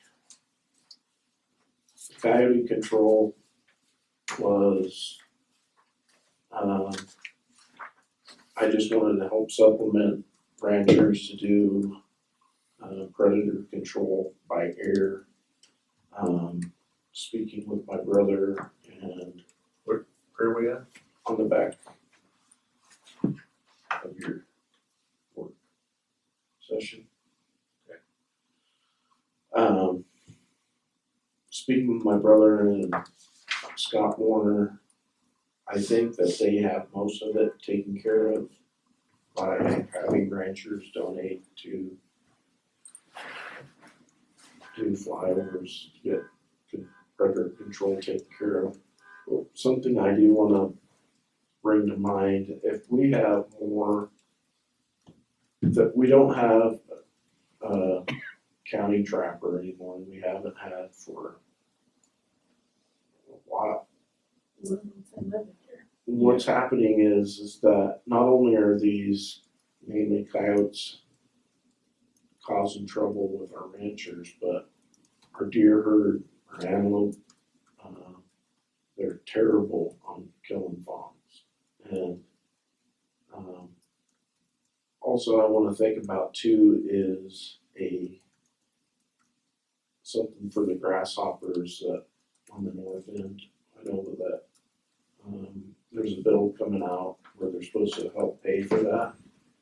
And so I just wanna be on top of it. So this is something I'll probably wanna put in our budget for next year, is have some kind of, you know, predator control, help with grasshopper type infestations and that sort of thing. However you guys wanna label it, you know, put $4,000 or $5,000 in it, is what my thought is. As of right now, I don't think we need to do anything. I think they got the money for it for this year on the coyotes on this end anyways. So Do you want that as a separate fund or do you want that in 215, what's 215? your economic development fund? No, I want it out of this, I want it in a separate fund.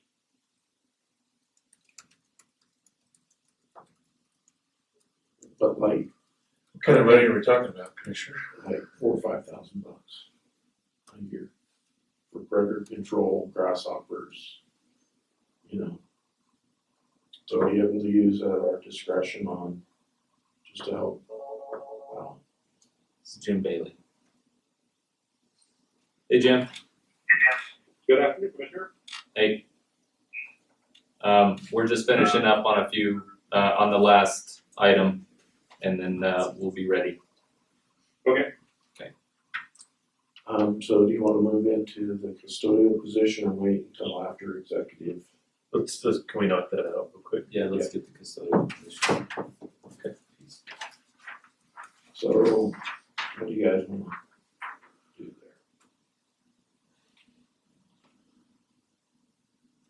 there? Did you find out that, the fairgrounds could not support, having part of the custodial work be paid for out of the fair board? They didn't really wanna go for it. Okay, so that pretty much gets rid of the full-time position then, for now, so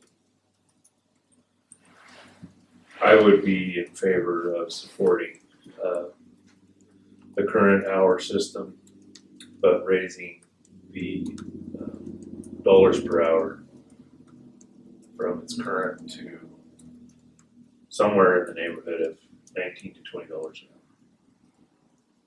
To make it more competitive with other custodial positions within the community of Lakeview. So for example, the hospital and the school pay custodial right around the 19 to 20 is the base. Those are full-time Those positions are full-time positions. with benefits. And so Mel, can you tell us about that company that you work for and their ad that they ran? So the company I work for, I get paid, I guess this is gonna be public record. So, You don't have to say what you make, but what they offered in the paper. okay. So, like, we'll just make it public record. So I get paid $32 an hour, and I was the only one who applied for it. And then they ran it for 2 weeks before I applied, so And how many hours a week? 4 to 5. For what? It's For a- my other job. It's cleaning, they clean the banks and. So, and like, we can't like, if I wanna make extra money, I can't do it. Because, or somebody else that makes hourly wage, because then it'd be considered overtime, correct? For the county, correct? Yeah. If they're doing work, if they already have a county position and they were to do another county position, then they're together. That would make that an overtime situation. They're going over 40 hours. So you're saying $19 to $20 an hour is still not competitive? I think it's a lot better than what we're paying. I think we'd probably get different applicants if we upped it to that. What do you think, Dave? Well, I think I'm, like Barry said, $19 to $20, that's pretty good wage, and just put them on a step program as a part-time even, and get them in here and, cause I don't wanna pay them $30 an hour and we still get the riff-raff we've been getting.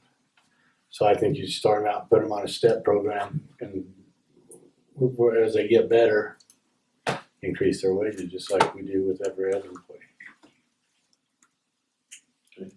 Outside of a cost of living, then you're talking an actual scale for part-time work. And then I also think it should be set hours, not come in as you want, and they need to be here at 3 o'clock and go home at 7 o'clock. That's just an example. But it needs to be set hours. That may limit the applicants. But That's your gig, and so we wanna do what you wanna do. I think it needs to be set hours too, because otherwise, you're always checking cameras and door badges and things because there's a lot of accountability and it's easy to fudge a little.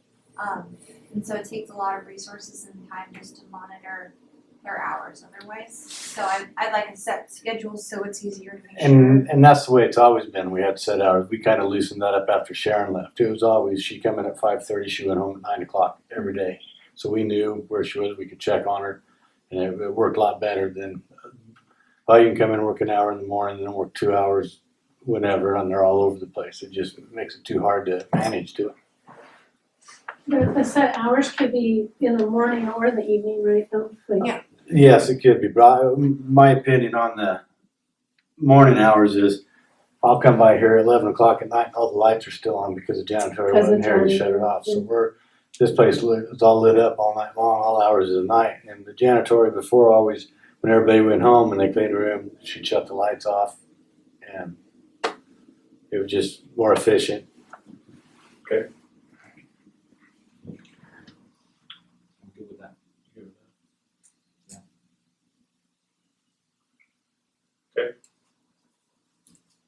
So maybe we can work with you guys on what that would look like. On a scale setting. Yeah. State identify what this current scales for the union contract are a 5% increase on an annual basis for 6 steps. So that's, it doesn't have to be that, you do it less than that, 3% on each year or something, but that's current. Started at 19. Good with that. See what applicant pool we get. Maybe if we don't get the applicant's response that we need, we can readjust, I guess. Reopen it. Also, if this doesn't work out, even if it does work out, I really wanna try to keep working with Fairgrounds Airport. I wanna try to create this into a full-time job because the work is there. And I get, our budget constraints and a little bit, but it would really help all the way around. And I'm willing to try this, but I just wanna keep in the back of my mind, let's push toward a full-time person. This will buy us some time, so that's all I got. Okay. All right, so we're gonna move into an executive session. Melanie, do we shut that camera off? Yeah, we gotta shut that camera. I'll change our sign for you. Thank you.